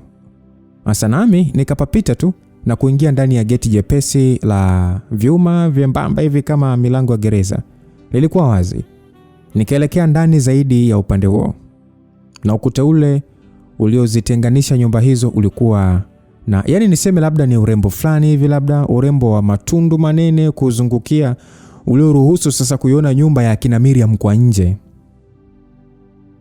Sasa nikaenda mpaka kwenye mlango wa nyumba hii. Sasa ilikuwa pana pia, lakini si sana kama ya kina Miriam. Kulikuwa na uvaranda mpana uliojengewa matofali madogo madogo ya simenti yenye mtindo wa urembo. Nikaona jengo lingine dogo kwa nje lenye milango miwili kwa ukaribu. Bila shaka choo na bafu, sinki fupi la kuoshea vyombo likiwa limejengwa kutokea kutani na kamba za kuanikia nguo kwa juu. Sasa hakukuonekana kuwa na watu wengi hapa, na inawezekana aliye ndani tayari alikuwa amejifungia kwa ndani, maana ilikuwa ni saa 4, ila nisingeweza kujua. Nikaugonga mlango mara 3 na kusimama kwa kusubiri. Haikuchukua muda mrefu sana na mlango kafunguliwa, na hapo mbele yangu alisimama mwanamke mtu mzima ambaye kwa haraka ningeweza kukisia alikuwa kwenye miaka ya 30 hivi. Alikuwa na mwili uliokimbilia unene, mwenye uso wa duara na midomo mikubwa tu ya denda nzito, macho yake akiwa ni ya kungu kiasi. Sura yake ilipendezeshwa kwa weupe fulani hivi uliotokeza sana. Nadhani ni kama wa mapodozi hivi, kwa kuwa rangi ya mikono yake haikuwa nyeupe namna hiyo. Alivaa kilemba kilichofunika nywele zake, ama labda kipara. Alikuwa na dera pana mwilini, lakini bado liliuchora mwili wake vyema kuonyesha kwamba alikuwa na mapaja na miguu minene. Na puani aliweka pini ndogo tu ya urembo. Alinitazama kwa macho fulani hivi laini, ni kama vile hajiulizi nilikuwa nani, lakini tena akisubiri kujua mimi ni nani. Ingawa alionekana kuwa mkubwa kwangu, nikamwambia kwamba mambo vipi? Nilimwambia tu kwa sauti tulivu. Akajibu poa. Alijibu hivyo na kubana midomo yake. Wewe ndio mwenye mji? Ndiyo, wewe ni nani? Mimi ni yule kijana tuliyewasiliana WhatsApp kuhusu ile issue ya kuishi kwa kulipa kodi kwa nyumba yako. Ndio wewe? Ndio. Okay. Sawa. Karibu ndani. Karibu Pete. Basi akanikaribisha huku akishusha pumzi. Aliacha wazi zaidi ili nipite. Nami nikaingia mpaka sehemu ya sebule. Sasa nikisikia anaofunga mlango. Sebule hii haikuwa pana sana, lakini ilipambwa vizuri mno. Vigae sakafuni vilivyofunikwa kwa kapeti nzito jekundu lililobeba meza ndogo ya kioo, masofa mawili marefu na moja lingine dogo yaliyopangwa kuizunguka meza hiyo. Kikweli palikuwa panavutia sana. Sasa nilimgeukia mwenyeji wangu ambaye alikuwa anasogea upande wangu. Sasa amevibana viganja vyake kwa mbele na akaniangalia kwa macho yenye subira. Nikamwangalia kwa macho yenye upendezi, naye akatabasamu kwa haya kiasi na kuangalia chini. Naweza kusema hii ndio athari nilio nayo kwa wanawake. Kwa hiyo nimefika sehemu sahihi. Ndio hapa. Najua kutarajia nije leo, alafu ni usiku sana. Hapana, mbona bado ni mapema. Hamna shida, karibu sana. Asante. Uko mwenyewe? Haitikisa kichwa mara moja kukubali. Basi nitabasamu kidogo na kusema kwamba basi poa, naomba nionyeshe chumba alafu tuongee mengine. Basi akanipita tu na kuelekea mlango wa mbele zaidi kati ya ile miwili, nami nikamfuata. Ningetaka kumuuliza upesi kwa nini aishi peke yake kwenye hiyo nyumba, ikiwa alikuwa na familia labda, ama kama haikuwa yake yeye na alikuwa mtunzaji tu, lakini hayo yangepaswa kuja baadaye. Hapa swala lilokuwepo ni kwamba ningeishi kwenye nyumba hiyo pamoja na mwanamke bila mtu mwingine kuwepo. Kwa hiyo ya kutegemea yalikuwa mengi. Yale mambo yetu yale nini si unajua. Mwanamke mwenyewe alikuwa anatembea kwa kutikisa kweli kweli. Maana ni alikuwa na zigo tentenente. Nami nikaingia pamoja naye ndani ya chumba hicho. Kilikuwa na muonekano safi na mpangilio mzuri tu wa vitu vichache tu vya kuwemo. Kulikuwa na kitanda chenye ukubwa wa 4-6 kilichotandikwa shuka jeupe na safi sana. Mito miwili ilikipendezesha zaidi na neti ilifungwa juu kwenye singboard kukielekea, ama kwa Kiswahili tulivyozoea kuita basi ni singboard. Kulikuwa na kabati la kuwekea nguo ukutani na wazi mpana kiasi sakafuni kutokea mwisho wa kitanda ambao ungeniruhusu kuwekea vitu vyangu vingine kama viatu, na palinukia harufu yake huyo mwanamke. Nikapatazama kwa kuridhishwa sana kwa kuwa palifanana na jinsi nilivyotaka pawe kabisa. Kawaida, patulivu, angalau kwa jinsi palivyoonekana. Sasa nikamgeukia mwenyeji wangu na kukuta ananiangalia tu usoni. Lakini ndio akakuepesha macho yake baada ya kwangu gungana na ya kwake. Nishusha pumzi na kusema kwamba ni pazuri na pametulia. Ni kweli, na huku hamna makelele, yaani unalala vizuri kabisa. Lakini mbu kama wote, si ndio? Unachoma tu dawa, alafu unashusha neti, wala hata wasumbui. Hata usiposhusha neti, ukishachoma tu dawa wanaisha. Unalala kwa amani. Sawa, tutakuwa tunaishi kinyumbani zaidi. Kwa hiyo mengi hapa utanielekeza ili niendane vizuri na mazingira, sio? Sawa, hamna neno. Kwa hiyo utataka nikulipe kila tarehe ya mwanzo wa mwezi ama mwishoni? Ni wewe tu. Alivyoniambia hivyo, aliangalia pembeni. Wewe ndio uniambie, si ndio mwenye nyumba yangu ama? Ni wewe tu. Hata ukilipa sasa hivi au mwishoni mwa mwezi ni sawa tu. Mbona kwenye tangazo ulisema malipo kwanza? Je, nikikwambia nitakulipa mwishoni alafu nikakimbia kabla mwezi hujaisha? Hapana, hauwezi. Kesho tunapaswa kwenda kwa mwenyekiti ukasaini pepa fulani hivi la makubaliano. Kwa hiyo ukikimbia jela na kuhusu. Alivyosema hivyo aliniangalia tu kwa ufupi. Alionekana kunionea aibu kiasi. Basi poa, huko makini kumbe. Lazima kuwa makini hapa mjini, ukizubaa tu unaachwa. Safi sana. Ila usijali, mimi sitaukimbia. Na nataka nikulipe sasa hivi ya miezi miwili kabisa. Sio lazima sasa hivi kaka. Wewe pumzika tu afu mengine hata kesho. Basi aliniambia kwa njia fulani hivi yenye kubembeleza. Haya bwana. Nikaambia asante, jina lako Ankia, si ndio? Aliniangalia kimaswali kiasi huku sasa kitabasamu. Naye akauliza kwamba umejuaje? Maana hatukuambiana majina WhatsApp. Ama umesoma kwenye namba jina la usajili? Hamna, nimelijua leo muda sio mrefu. Wakati nakuja nilipotea njia, nikaingia kwenye nyumba hiyo ya jirani hapo. Nikifikiria ndo kwako. Wewe. Wakaniambia nimekosea bwana. Sasa wakanielekeza hapa na jina lako ndo nimelijua kutoka kwao. Aise. Pole mwaya. Sijui tingekwaje kama ningeingia kwenye nyumba ya wana wa visu. Wangekunoa. Huku wauni ni wengi sana. Nadhani unajua hilo. Na wewe ni muuni? Mimi nakulaga zangu tu za kistaarabu tu. Hayo maisha ya Kiswahili tunawachia wengine ndo wanayaweza. Wewe na nani mwingine? Mimi na hao majirani zangu tu uliotoka hapo kwao. Yaani hatuna zile shobo na watu wengi. Tunaishi tu kivyetu vyetu. Watu wa huku wakikuzoea mno, yani ni mpaka nguoni. Usijali bwana, hiyo ni kila sehemu. Sioni kama inafaa. Kwa hiyo wewe unaitwa nani? JC. JC, jina zuri. Asante. Ni kifupi cha nini? Jina chafu. Sawa JC. Siwezi kuita jina chafu. JC ndo inafaa zaidi.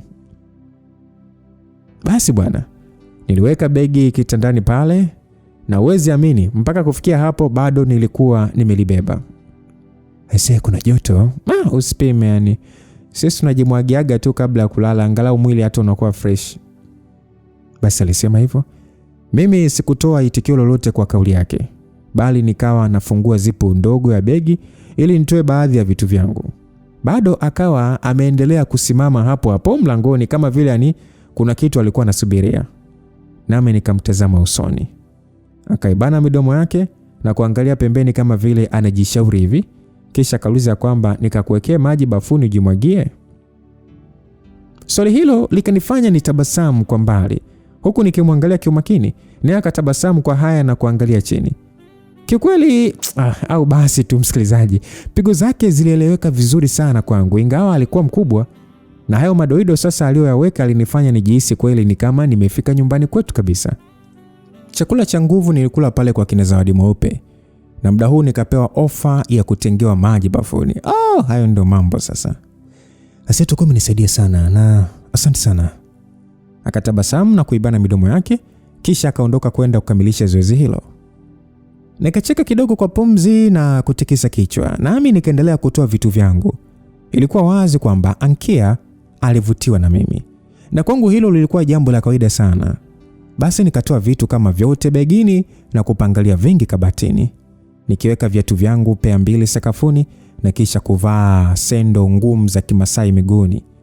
Nilikuwa nimeshavua nguo za safari na kubakiza kaushi nyeupe na kaptura ya mazoezi. Nami nikaweka taulo yangu ndogo begani ili niweze sasa kuelekea bafuni kupunguza fukuto mwilini. Kabla hata sijafungua mlango kutoka kwenye chumba hicho, mlango ukagongwa taratibu. Nami nilimjua mhusika aliye hapo, nikasema tu ingia. Na Ankia akausukuma na kusogea ndani kiasi. Nilipomwangalia niliona akinitazama mikononi, ikiwa wazi alipendezwa na uimara aliouona. Naye akasema kwamba nimeshakuwekea maji bafuni. Nikamwambia asante. Kisha nikachukua simu yangu pamoja na chaja na kusogea alipokuwa. Naye sasa akaanza kuelekea bafuni huku nikimfuata nyuma. Tulipofika hapo nikamwomba niwekee simu ipate chaji. Naye akaipokea na kwenda kuchomeka kwenye moja ya matundu ya extension yake. Sasa mimi nikaenda zangu bafuni. Nikatumia dakika chache kujisafisha vizuri maana sabuni ilikuwemo mle. Kisha nikarejea tena ndani. Nilimkuta mwanamke huyo akiwa amekaa sofani tu, akikunjia miguu yake kwa pamoja huku akiwa makini kutazama tamthilia. Mimi sikumsemesha na kwenda tu chumbani. Nikajiweka vizuri kisha nikaenda sebleni tena, huku sasa nikiwa nimebadili mavazi kwa kuvalia mepesi zaidi. Nikamtazama mwanamke huyo, aliniangalia pia upesi na kutabasamu kwa mbali. Kisha akasimama na kusema angekwenda kuniwekea chakula. Lakini nikamzuia na kumwambia nilishiba, labda tu anipatie maji ya kunywa. Akatii kwa kuyafuata na kuniletea. Kisha akakaa tena huku sasa mimi nikiashusha kooni taratibu. Alikuwa amekaa kama vile ameshika tama, yani akisikiliza kwa makini tafsiri za Kiswahili kwenye tamthilia. Nami nikamsemesha hatimaye. Tulianza kwa kuiongelea tamthilia, kisha kuhusu kilichofanya nichelewe kufika hadi kuingia kwa jirani yake, na mambo ya mitaa iliyozunguka eneo lote la Mzinga na tabia za watu. Na nilijitahidi kufanya maongezi ya burudishe kwa kumchekesha kwa utani wa hivi na vile. Hatukuwa tumezungumza kuhusu maisha yetu ya kibinafsi, na ni kitu kilichofaa kwa mwanzo wa kujuana. Alikuwa na nia kunichomea dawa za umbu chumbani, lakini zilikuwa zimemwishia. Na akasema kwa muda huo tayari duka la pale nje lingekuwa limefungwa, hivyo asingeweza kwenda kununua zingine maana maduka mengine yalikuwa mbele huko. Nikamwambia ondoe shaka, ningelala ndani ya neti tu kama yeye vile vile. Basi tamthilia ilipokwisha, akanyanyuka na kusema yeye pia angekwenda kujimwagia maji kabla kulala. Kisha akaenda chumbani kwake. Hazikupita dakika nyingi sana naye akawa ametoka huko. Nami nikamwangalia jinsi alivyokuwa. Alivaa kanga moko kutokea kifuani mpaka kufikia magotini, na mwili wake tepe ulinyumbulika kwa makusudi mengi sana alipopiga hatua kuja upande wangu ili atoke mlangoni na kwenda bafuni. Nikatazama tu runinga na kujitahidi kuweka utulivu, lakini tumawazo twingi twa kihuni kumwelekea tulikuwa tunanisumbua sana kichwani. Akanipita na kutoka. Simu yangu ikaanza kuita, nami nikaichukua na kuona ni ibebe tu ili nikazungumzie chumbani. Alikuwa ananipigia alistahili maongezi ya faragha zaidi, yani mama yangu. Nilipenda sana kuongea naye nikiwa sehemu tulivu. Nilitumia dakika nyingi kuzungumza naye kiasi kwamba sikutambua kama muda ulisonga mpaka nilipoona taa za sebleni zikizimwa. Nami nikaelewa bila shaka Ankia alikuwa amesharudi na sasa alijiandaa kwenda kulala. Nikamaliza maongezi ya kwenye simu na kuamua kutoka chumbani ili niifuate chaja, maana nilihitaji kuiweka simu ipigwe moto siku mzima mpaka kucha. Taa ya upande wa jikoni bado ilikuwa imewaka, kwa hiyo ndani hapo kuelekea sebleni palikuwa na mwanga hafifu ulioniruhusu kuona mambo vizuri. Na ndio nilipofika sebleni tu nikasimama ghafla baada ya kumkuta Ankia akiwa bado hapo. Nilifikiri labda tayari angekuwa chumbani kwake, lakini haikuwa hivyo. Sasa nilithibitisha kwamba alikuwa na nywele za kusukwa kichwani, maana hakuwa na kilemba tena. Alikuwa amesimama usawa wa TV yake akionekana kuifunika kwa kitambaa, kwa sababu TV ilikuwa juu kiasi. Alinyosha mikono yake kuiwekea kitambaa hicho, huku sasa akinyanyua nyayo zake za miguu. Na hivyo kanga fupi yenye kuloana aliyokuwa amevalia iliacha mapaja yake wazi na kulichora umbo lote la nyuma kwa njia iliyoamsha hisia zangu ghafla. Na ilionekana hakujua uwepo wangu nyuma yake. Ama labda alijua lakini hakugeuka upesi. Na alipomaliza tu kuifunika TV yake bila kugeuka, akawa sasa ameifungua kanga yake ili sasa irekebishe vizuri na kuifunga tena mwilini. Sasa hicho kitendo alivyokuwa nakifanya, yani alikuwa nakifanya wakati huo huo akiwa sasa anageuka. Kuna kitu chenye kusisimua kiliruka ndani yangu baada ya kuona mwili wake wa mbele kwa kifupi sana. Naye akaonekana kushtuka kiasi baada ya kukuta nimesimama hapo. Nikamwangalia Ankia machoni, nikiwa nimetulia tuli. Tayari sasa alikuwa ameufunika mwili wake, lakini aliendelea kushikilia pale pa kufungia kanga kwa mikono yake yote, kama vile yani amegandishwa kwa sababu ya kunitazama kwa makini, ama labda butwa. Ni wazi hakuwa amehisi uwepo wangu nyuma yake, lakini hali ya utulivu tu aliyoweka ilinipendeza sana. Hakuwa na makeke. Jinsi nilivyomwangalia machoni ndivyo ambavyo na yeye pia aliniangalia. Yaani ni kama alikuwa anasubiri niseme ama nifanye chochote kile. Na ndio kitu ambacho nilipenda, kwamba alisubiri kuona nini kingefuata. Nikatabasamu tu, naye akatabasamu na kuweka vidole vyake kuziba mdomo kwa njia aibu. Jambo hili lilikuwa limesababisha mshikaji wangu kule kati aanze kunyanyuka, kwa sababu alipenda sana sifa.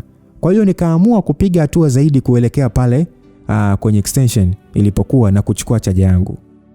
Na nilipomtazama nikakuta amesimama vile vile, huku sasa akiniangalia kwa macho yenye subira.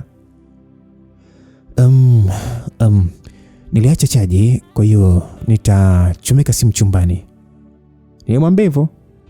Akatikisa kichwa taratibu kama kusema sawa, huku midomo yake akibana. Sura yake ilionyesha matarajio fulani hivi. Yale matarajio ya mimi ndio nipige hatua ya kwanza kwenye wazo moja ambalo najua sisi wote tulikuwa nalo, lakini sikutaka kufanya matarajio hayo yaone mwanga. Usiku mwema sasa, eti tutaonana asubuhi. Akaangalia chini kiasi na kusema sawa, ulale salama. Nikajibu okay. Nilimpita nikaelekea chumbani kwangu bila kumgeukia tena. Nafikiri alijihisi vibaya, ama hata kama ikiwa hakujihisi vibaya, basi alijiuliza kwa nini sikufanya jambo lolote kuhusiana na tukio hilo dogo hapo sebleni. Angefikiria labda sikupendezwa naye, lakini haikuwa hivyo. Ni kwamba tu sikuona ulazima wa kuchukua hatua yoyote ama kusema lolote kuhusu hilo, na ingepaswa kubaki kuwa namna hiyo, maana mimi na yeye bado hatukujuana vizuri, na mambo ya papara hayakuwa kwenye mtindo wangu wa kushughulika na watu, hasa wanawake. Kwa nikaingia zangu tu chumbani na kushusha neti. Mbu wakiwa wengi utadhani wameajiriwa. Nikajilaza kitandani na kutumia muda mfupi kupitia Facebook, WhatsApp na Twitter. Kisha ndio nikaiweka simu chaji na kuanza kuhangaika kutafuta usingizi. Kwa sasa nyimbo mbovu sana za mbu zikinikera mpaka kunako. Basi bwana, nilikuja kuamka pakiwa pamesha kucha sana. Yaani ile kuamka ya hauwezi kusinzia tena. Unajua kuna ile kuamka alafu unaweza kusinzia tena, na kuna ile kuamka hauwezi kusinzia tena. Mimi nilikuwa ni maamka ile ya kuamka hauwezi kusinzia tena. Mwili wangu ulikuwa na ukawaida wa kuniamsha mapema mno. Nami ningeendelea kulala na kusinzia tena mpaka muda ambao ningechoka kuendelea kulala. Ila ilikuwa hivyo tu nyakati ambazo sikuwa na kazi za kufanya kama wakati huu. Na hata leo nilikuwa nimeamka mara kadhaa na kuendelea tu kulala mpaka sasa. Kwa nikajitoa kitandani na kuchukua simu yangu, nami nikakuta ni saa 4 asubuhi. Kulikuwa na missed call kadhaa kutoka kwa watu wangu wa karibu na jumbe kadhaa pia. Nami nikawatafuta na kuongea pamoja na baadhi yao kwa ufupi. Kisha nikanyanyuka na kwenda kabatini. Nilipenda sana hii hali ya kuwa mwenyewe. Yaani kama namna ambavyo mtu angechagua kwenda likizo na kutembelea sehemu za kifahari, lakini mimi nikaja sehemu hii yenye mazingira ya kawaida tu kwenye uswahili zaidi. Na nilikuwa na hamu ya kuona namna ambavyo watu kiujumla wangenitendea kadri ambavyo muda ungepita nikiwa huku. Kitu ambacho nilihitaji kufanya kwa sasa ilikuwa ni kununua mswaki na dawa mpya za kusafishia meno ili kinywa kikae safi. Nikavaa kaushi nikiwa na bukta kwa chini ili sasa nitoke kwanza mpaka nje kwenda kukojoa. Lakini nilipofungua mlango kidogo wa chumba hicho, nikaanza kusikia maongezi baina ya wanawake wawili. Sauti ya mmoja niliifahamu, ikiwa ni Ankia. Lakini ya mwenzake sikuijua. Alikuwa ni rafiki labda, na mara waliozungumzia ilimhusu mwanamke yule niliyekutana naye jana mpaka kanipa lifti kwa msisitizo wangu wa kuumwa kimaigizo. Yaani Miriam. Kwa nikasikia tu Ankia anaitikia tu kwamba Basi yule mwenzake akamwambia kwamba nasikia mchumba wake amefika tena na wazazi wake sijui. Miriam hajamtolea nje. Shoga yangu, we acha tu. Anki akauliza kwamba kamfukuza? Yule mwenzake akajibu tena yani limeletwa hadi na gari, huwezi kuamini, lakini limbwende bado tu limekaza vyuma. Akia mama Miriam hataki kuolewa, yani hataki, sijui amroge. Anki akajibu kwamba atakuwa na sababu zake. Basi yule besti yake akamwambia kwamba sababu zipi Anki? Umri unaenda, anazeeka, hajazaa bado. Hayo yote alikuwa ananiambia Shadi ya leo. Yani wameshamtafutia wachumba wa maana wanaoweza kumwagia mipesa ambayo sisi wenzake tunaililia, ila itufikii shoga yangu. Lakini shoga anaringa huyo. Anafikiri watendeleaga tu kumpigia magoti eti. Anki akajibu kwamba Shadi ndio kakwambia jana?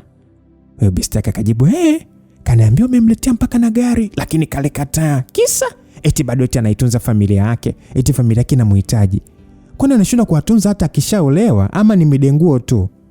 Anki akajibu kwamba asa unafikiri watafanyaje? Watamlazimisha ama? Kama hataki ndio hivyo, inabidi tu amwache. Msikilizaji, inaonekana walikuwa wanapiga umbea kuhusu ile issue ya jana ya kuchumbiwa kwake Miriam.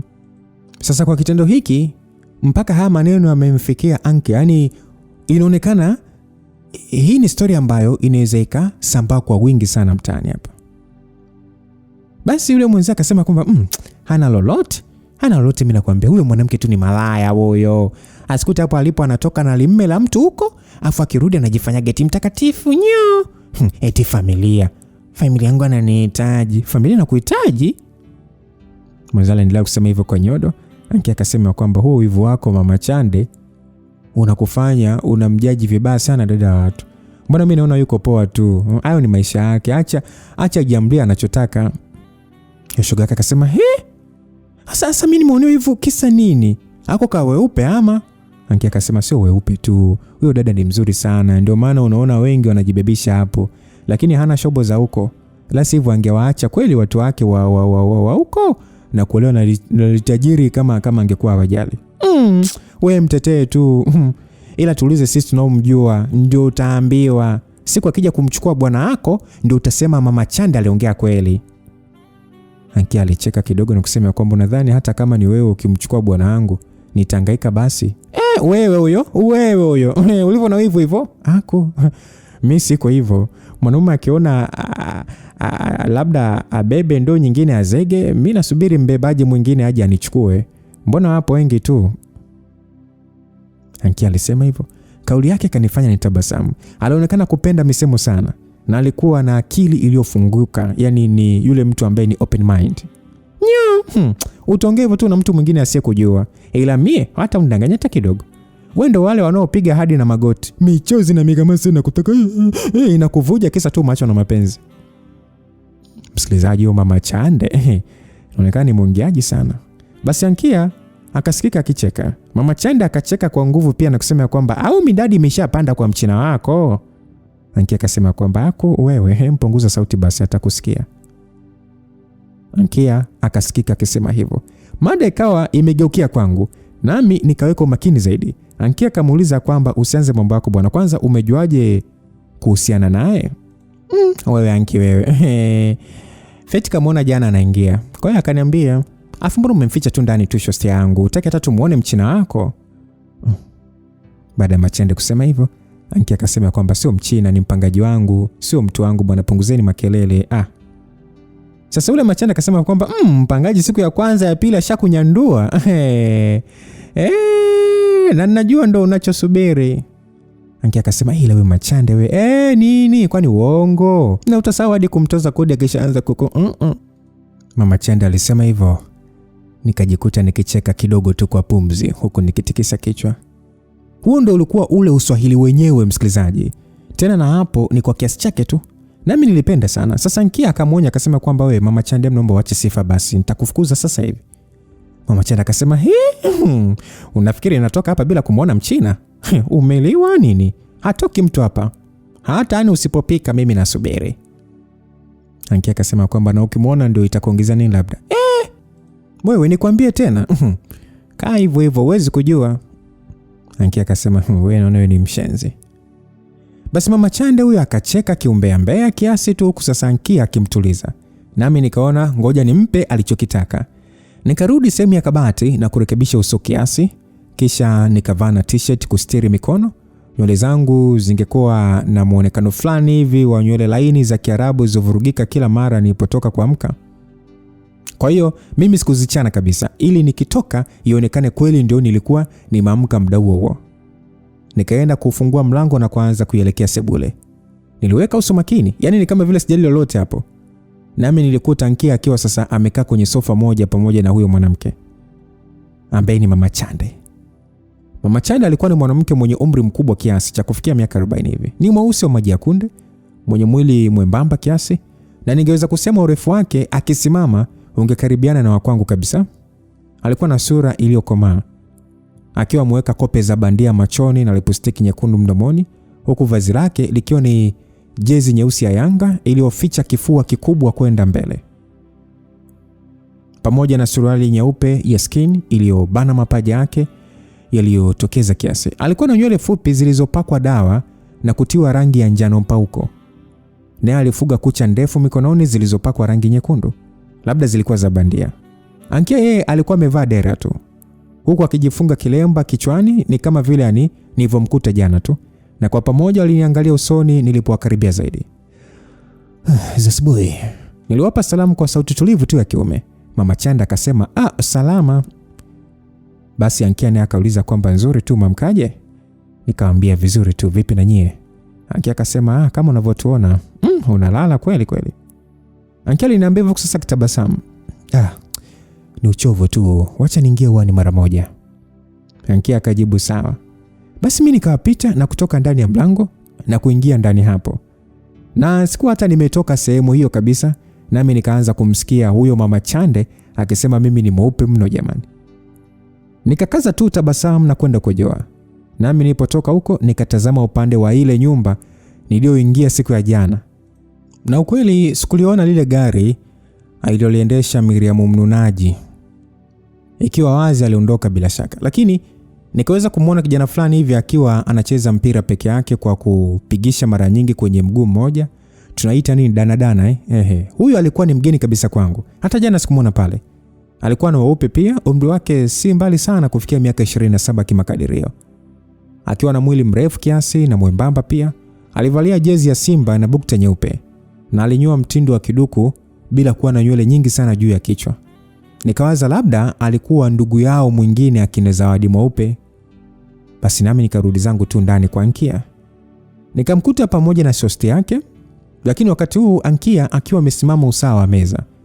Na mezani hapo alikuwa ameweka chupa ya chai, kikombe, chombo cha kutunzia sukari na kijiko chake, pamoja na bakuli jeupe la udongo lililofunikwa kwa bakuli lingine la aina hiyo hiyo. Mwenzake alikuwa ametulia tu akionekana kuwa busy na simu. Nami nikamtazama Ankia usoni na kuona na tabasamu kiasi. Basi alinikaribisha pale chai. Nikarudishia tu tabasamu hafifu, kisha nikamwambia kwamba asante, nahitaji kusafisha mdomo kwanza, sijui hili duka la hapa nje wanauza miswaki. Ankia akaniambia kwamba yeye anauza. Okay, basi poa, ngoja nifuate kwanza alafu. Ankia alinikatisha akasema kwamba hamna, usijali, nipe tu hela nikakufuatie. Basi nikamwona kwa jicho la chini rafiki yake akitabasamu kwa kukunja midomo kwa njia ya kichokozi. Nami nikamuuliza Ankia kwamba sikusumbui. Ankia akajibu kwamba hamna wala hata unisumbue. Nikasema okay, nakuja. Nilimwambia hivyo na kisha nikampita kuelekea chumbani. Sijui ikiwa kila alichokifanya kunielekea ilikuwa huduma nilizozihitaji kulipia baadaye labda ama nini, lakini huo mtindo wa kunifanya mimi nionekane kama mume wake vile haukuwa mbaya sana kwangu. Huenda aliwatendea wageni wake wote namna hiyo. Kwa hiyo nikachukua buku 5 na kurejea sebleni tena, nikimpa anifuatie dawa ya meno na mswaki imara, naye huyo akaenda zake. Sasa nikaachwa sebleni pamoja na mama Chande mwongeaji alionekana kupenda kusema sana watu, pamoja na yule Shadi ya wajana. Sasa wakati huu alikuwa kimya tu, akiapa macho yake ubizi mwingi kutazama kilichoonyeshwa kwenye TV, huku mimi nikikaa sofa la pembeni nikipitia mambo fulani hivi kwa simu yangu bila kujishughulisha naye. Sikumsemesha hata kidogo mpaka Ankia aliporudi. Nami nikapokea vifaa vyangu vya usafi wa mdomo pamoja na chenji chumbani. Kama vile ambavyo Ankia alikuwa ameniambia usiku uliotangulia, mimi pia sikuwa mtu wa kushoboka na mtu yeyote kabisa.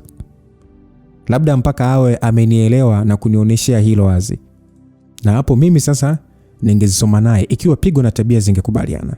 So nikatoka zangu tena na kwenda kuswaki kwenye lile sinki pale nje. Kisha nikarejea ndani na kukaa sofani ili sasa nishushe chai alioniandalia mwenye nyumba yangu. Yaani ilikuwa ni baada ya mimi kukaa tu ndio na yeye akanyanyuka na kuanza kuifungua chupa ya chai. Kisha akaimimina kwenye kikombe nikiwa namtazama tu kwa utulivu. Na mimi mara kwa mara niliweza kuona bila kuangalia kwamba Machande alinitupia jicho sana, lakini umakini wangu wote ulikuwa kwa Ankia.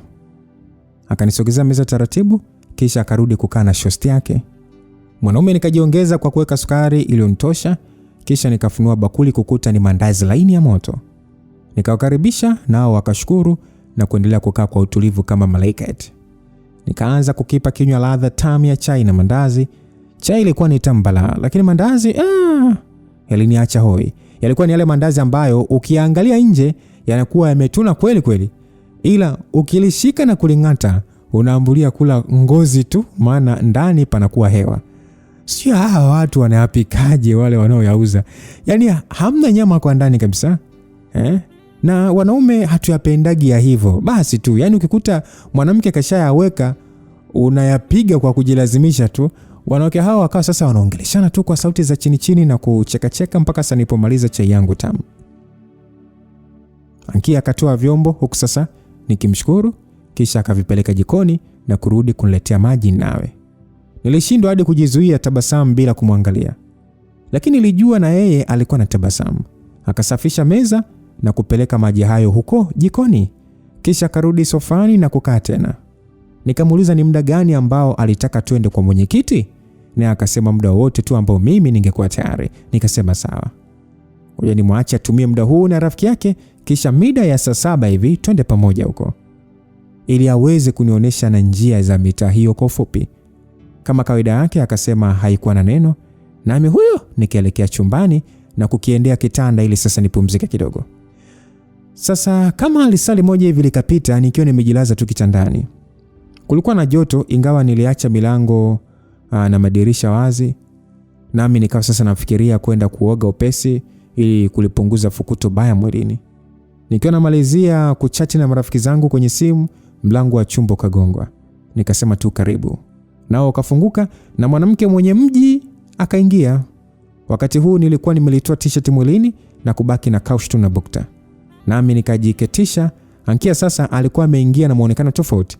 Alivaa t-shirt nyeupe yenye mikono mifupi iliyobana mwili wake wa juu na kufanya kifua chake kionekane kutuna sana kwa mbele, pamoja na sketi ya zambarau ya kitambaa laini iliyombana haswa na kulichora umbo lake la chini vizuri mno. Ilishia magotini. Miguu yake yenye unene wa chupa ya bia ilionekana vizuri sana, tena kwa usafi wake. Usoni alijitengeneza vizuri pia, na sasa hakuwa amevaa kilemba bali nywele zake ndefu za kusukwa aliziachia wazi ili sisi wote tuzione, na harufu yake tamu ilikijaza vyema chumba hicho. Basi aliniambia kwamba JC, jiandae twende, mimi niko tayari.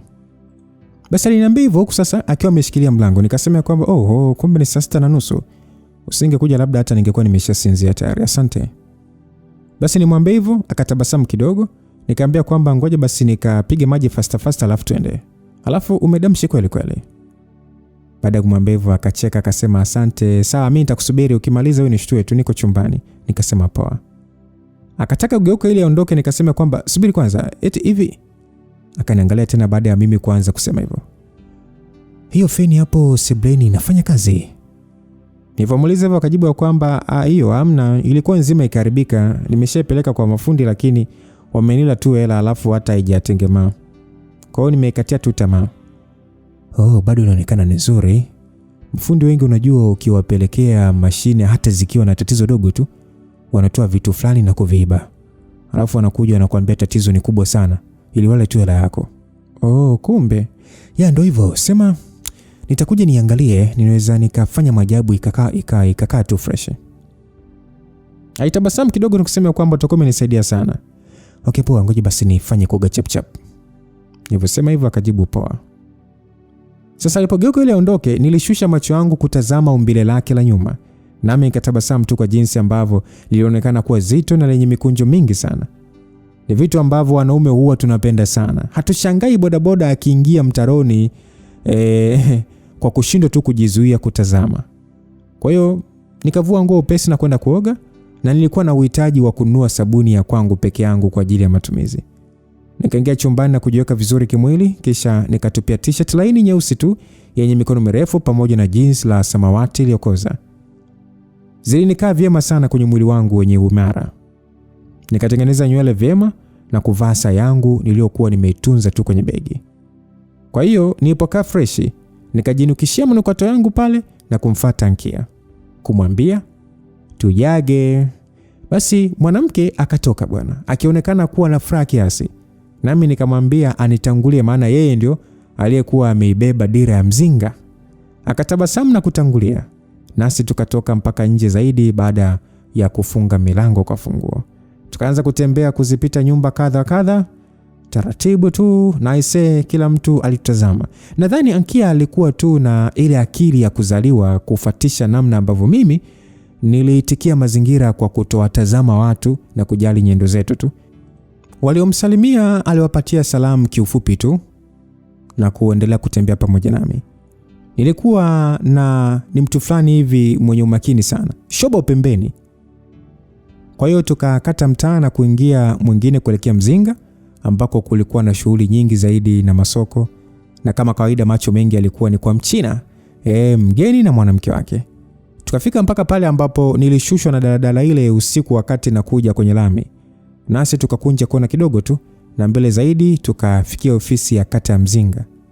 Ankia akanipeleka mpaka kuifikia. Sasa tumepita kijiwe kikubwa tu cha wadau waliopenda kunywa kahawa na tangawizi kali, nasi tukaenda kuonana na mwenyekiti. Watu wa humo walitutendea kwa njia fulani hivi ya unyenyekevu. Na baada ya Ankia kueleweshana na mwenyekiti kuhusu swala letu la upangishaji, nikapewa makaratasi ya kutia sahihi pamoja na Ankia na kopi za kutunza. Nilihitajika kupigwa picha ndogo za passport ili zibandikwe pia kwenye karatasi. Kisha jamaa akaweka mihuri yake, nasi tukasepa. Tukatoka zetu tena ili turudi pamoja nyumbani. Ndiyo, nyumbani. Angalau Ankia alikuwa ameanza kunipa malezi alionifanya nijisikie kuwa nyumbani. Na bado sikuwa nimemuonyesha shobo nyingi sana mwanamke huyu, hata kama hali ya kuzoeana ilianza kuwepo bani yetu. Ndivyo nilivyokuwa. Tulipoanza kurudi, tukapita sehemu waliotengeneza chipsi, mishikaki, nyama za kuku na ndizi za kukaangwa. Nikamwambia Ankia twende hapo ili nichukue msosi turudi nao maskani, naye akakubali. Tukaenda na kuomba huduma watupatie chipsi 2, kuku za kukaangwa vipande vitatu pamoja na mishikaki 5. Kwa tukapatiwa misosi yetu pale, nasi tukapiga mwendo tena mpaka kule tulipoishi. Zamu hii tulitumia njia nyingine ili sasa Ankia anizoeshe maeneo zaidi. Na baada ya kufika pale dukani, nikamwambia achukue soda 2 pamoja na sabuni nzuri ya kuogea. Nami nikatangulia nikiwa sasa nafungua mlango wa kule ndani.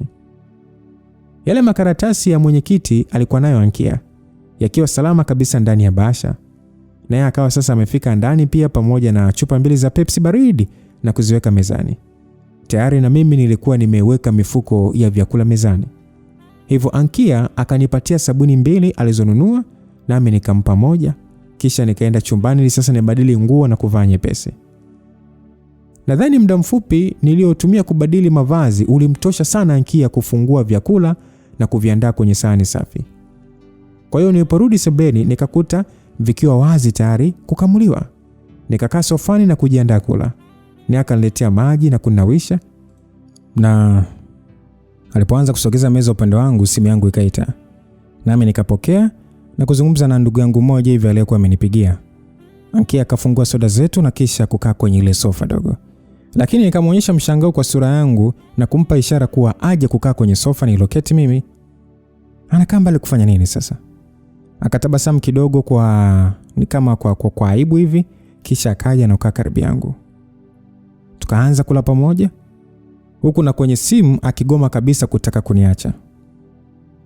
Ikabidi sasa nimwambie tu kwamba simu inazimika, hivyo ningemtafuta baadaye. Nami nikakata na kuhamishia umakini wangu kwa Ankia. Alikuwa akijitahidi kula kistaarabu, lakini nikamwambia ajiachie zaidi, maana mimi nilipenda kula kwa fujo, hasa chakula kikiwa kitamu sana. Na kama niko na mtu aliyemzoea, ndo balaa. Basi muda si muda tukawa tunakula sasa tukifurahia maongezi yenye utani mwingi.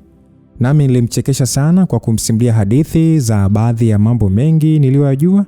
Alikuwa na kicheko fulani hivi cha chini chini, ni kama ni kicheko fulani hivi cha kuvutia. Nami nilielewa kwamba mbele yangu alikuwa anajitahidi kukibana kile kicheko cha kimbea. Kama nilikuwa napiga porojo na mwanamke mwenzake, nadhani angejiachia. Kwa hiyo tukawa tumemaliza kula. Baada ya dakika kadhaa pale, naye akanishukuru kwa kumnunulia chips na kuku, kisha akatoa vyombo na kuvipeleka jikoni. Akarudi na kukaa kwenye sofa pembeni yangu, tena hata bila mimi kumwambia afanye hivyo. Akachukua remote na kuiwasha TV, akianza kubadili channel, huku sasa mimi nikiwa nimekaa kwa kuegamia mgongo zaidi, nikiwa sasa nimeshiba kweli kweli. Kwa hiyo yeye akaonekana mrefu kunipita, maana alikaa kitako. T-shirt alovaa lilikuwa limeinuka juu kidogo kuniruhusu nione nyama laini ya kiuno chake. Nami nikamtazama usoni. Ulionekana kwa upande kutokea nilipokuwa nimekaa, maana uso wangu ulikuwa ni nyuma yake zaidi. Na akiwa bado busy kubadili channel, nikaona nimchokoze kwa kugusa kiuno chake kwa kiganja changu. Akashtuka kidogo na kunigeukia. Nami nikamtazama machoni kwa njia ya kichokozi zaidi, huku nikiendelea kutembeza vidole viwili kwenye kiuno chake. Akanipa tabasamu fulani hivi la nyodo. Yaani ni kama hataki hivi, lakini alikuwa anaonyesha kama furaha hivi usoni mwake. Kisha akaigeukia TV tena bila hata kunizuia kwamba nisiendelee kumfanyia hivyo. Nikaona ngoja nimchokoze zaidi kwa kuingiza vidole vyangu ndani ya t-shirt lake kupitia mgongoni mpaka kufikia ubavu wake mmoja. Kisha nikamtekenya kidogo. Akashtuka na kusogeza nyonga mbele, sasa akisema kwamba we bwana. Aliniangalia kwa macho aliyoonyesha hisia zinataka kumkolea. Nami nikacheka kidogo kwa pumzi, kisha akarudisha mkono wake nyuma na kuutoa wangu mgongoni kwake, ni kama ni kuonyesha kwamba anataka niache. Kwa nini mwanamke mzuri kama wewe unaishi peke yako? Nilimuuliza kwa sauti tulivu tu. Si nimependa tu. Tokea lini umependa tu? Zamani. Mbona nasikia haukuwa unaishi peke yako? Umesikia kwa nani? Mimi na mitandao mingi sana. Mitandao ipi wakati umefika jana tu? Mengi yametokea jana kabla sijafika hapa. Utajuaje? Aliguna tu na kuendelea kuangalia TV. Hasa mimi nikaingiza tena ganja changu mgongoni kwake na kuanza kukuna taratibu, kitu ambacho kilifanya niguse mikanda sidiria yake kwa nyuma. Nami nikamuuliza kwamba mume wako je? Mimi sina mume. Alienda wapi? Hata sijui. Kwa nini aliondoka? Tuliachana. Kwa nini mliachana? Tulichokana. Kisa nyimbo za alichoki au? Wewe ni mzuri sana Kia. Uzuri wangu uko wapi? Upo hapo hapo kwako. Uko Sinza ulikotokea hujaona wanawake wazuri? Sijaona. Unanipulizia tu moshi. Huko ndo kuna pisi sana. Sidhani kama zinakufikia. Kwenda zako. Unanipaka tu tope hapa. Mimi kibonge wa Mbagala hapa nitafanana na hao wanaojiona keki hapa mjini. Alisema hivyo na kukitoa tena ganja changu mgongoni mwake. Mimi sivitaki hivyo vikeki bwana. Umeshapiga vingi? Wapi? Hata sijawahi kabisa. Ni kweli, si unaniona mimi bado mtoto? Kwa hiyo kama wewe bado mtoto, nahitaji malezi bora. Nani mwingine atanipa hayo sasa? Sio huko kwenu? Mimi nataka ya huku. Nenda rangi 3 utayapata. Nimeshapata mbona. Wapi? Rangi 3? Nikaingiza tena ganja changu mgongoni mwake na kusema ya kwamba hamna, ni kwenye rangi yako. Rangi yangu imefanyaje? Ni nzuri. Una katabia fulani hivi nakapenda sana. Kapi yako? Unapozilamba na kuzibana hizo lipsi na hayo macho legelege. Basi alitabasamu kidogo na kuangalia pembeni, nami nikaushika ubavu wake ndani ya t-shirt lake. Akataka kutoa mkono wangu, lakini nikauvuta mwili wake na kumfanya aigamie sofa kwa mgongo wake. Na mpaka kufikia hapo nilikuwa sasa nimeshasimamisha hisia zangu kwa hasira kali mno. Akaweka ganja chake kifuani kwangu, sasa akigoma kunitazama machoni kwa kuwa sasa nyuso zetu zilikaribiana sasa. Jesse, nini? Wewe, yani unanipenda ama unanitamani tu? Aliniuliza. Mbona kaanza kuingiza bongo movie tena? Tunaanzaga kutamani, kupenda ni baadaye. Basi akawa anapumua kilegevu tu, huku mimi nikiwa bado nimemshika kiunoni na mkono mwingine ukilishika paja lake lililo ndani ya sketi alovaa. Naye akasema kwamba mimi siwezi. Usiwezi nini? Unachotaka. Kwa nini usiweze? Wanaume waongo sana nyie. Wamekudanganya wengi Lakini mimi sio mtoto, hapo unafanya ni kunitunza tu mama. Niliamua kumbembeleza. Akaniangalia machoni nami nikawa sasa bado nampa tabasamu la kiuchokozi. Nikamvuta zaidi kwangu kwa mkono ulioshika kiuno chake, naye akataka kujirudisha nyuma, lakini nikamshika shingoni kwake na kuivuta mpaka karibu zaidi na uso wangu, kisha nikaanza kuibusu. Alianza kugunaguna pale nilikataa, nikasema hey nini? Akasema kwamba ni zakaja mtu. Nani aje bwana? Mtulia bwana.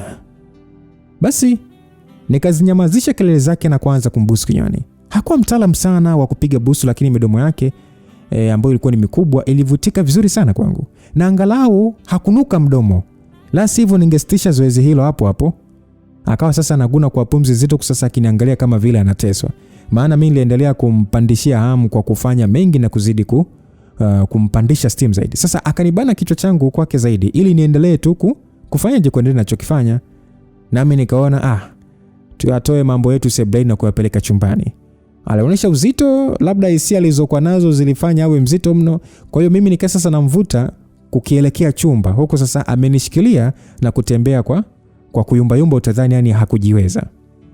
Kikweli nilikuwa nimesisimka sana na nilitaka kufanya jambo la maana pamoja na huyu mwanamke. Lakini ile tu tumeufikia mlango wa chumba changu,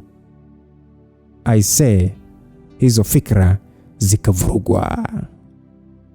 Kipi kilichotokea hapo msikilizaji? Tukutane sehemu inayofuata kwenye hii safari tamu sana ya huyu kijana wetu ambaye anajiita JC, story ya mimi na mimi. Bonge moja la story ambalo naamini hutatamani ikupite hata siku na moja pale tunapojua kwamba tayari imeshatoka. Safari ndo kwanza bado ni asubuhi sana na kuna matukio ambayo yatakufanya ufurahie, ucheke na kuburudika zaidi mbali na kujifunza. Kumbuka muda wote ulikuwa nami Lucas Lumbasi. Niseme tu kwamba God be with you till we meet again. Bye bye.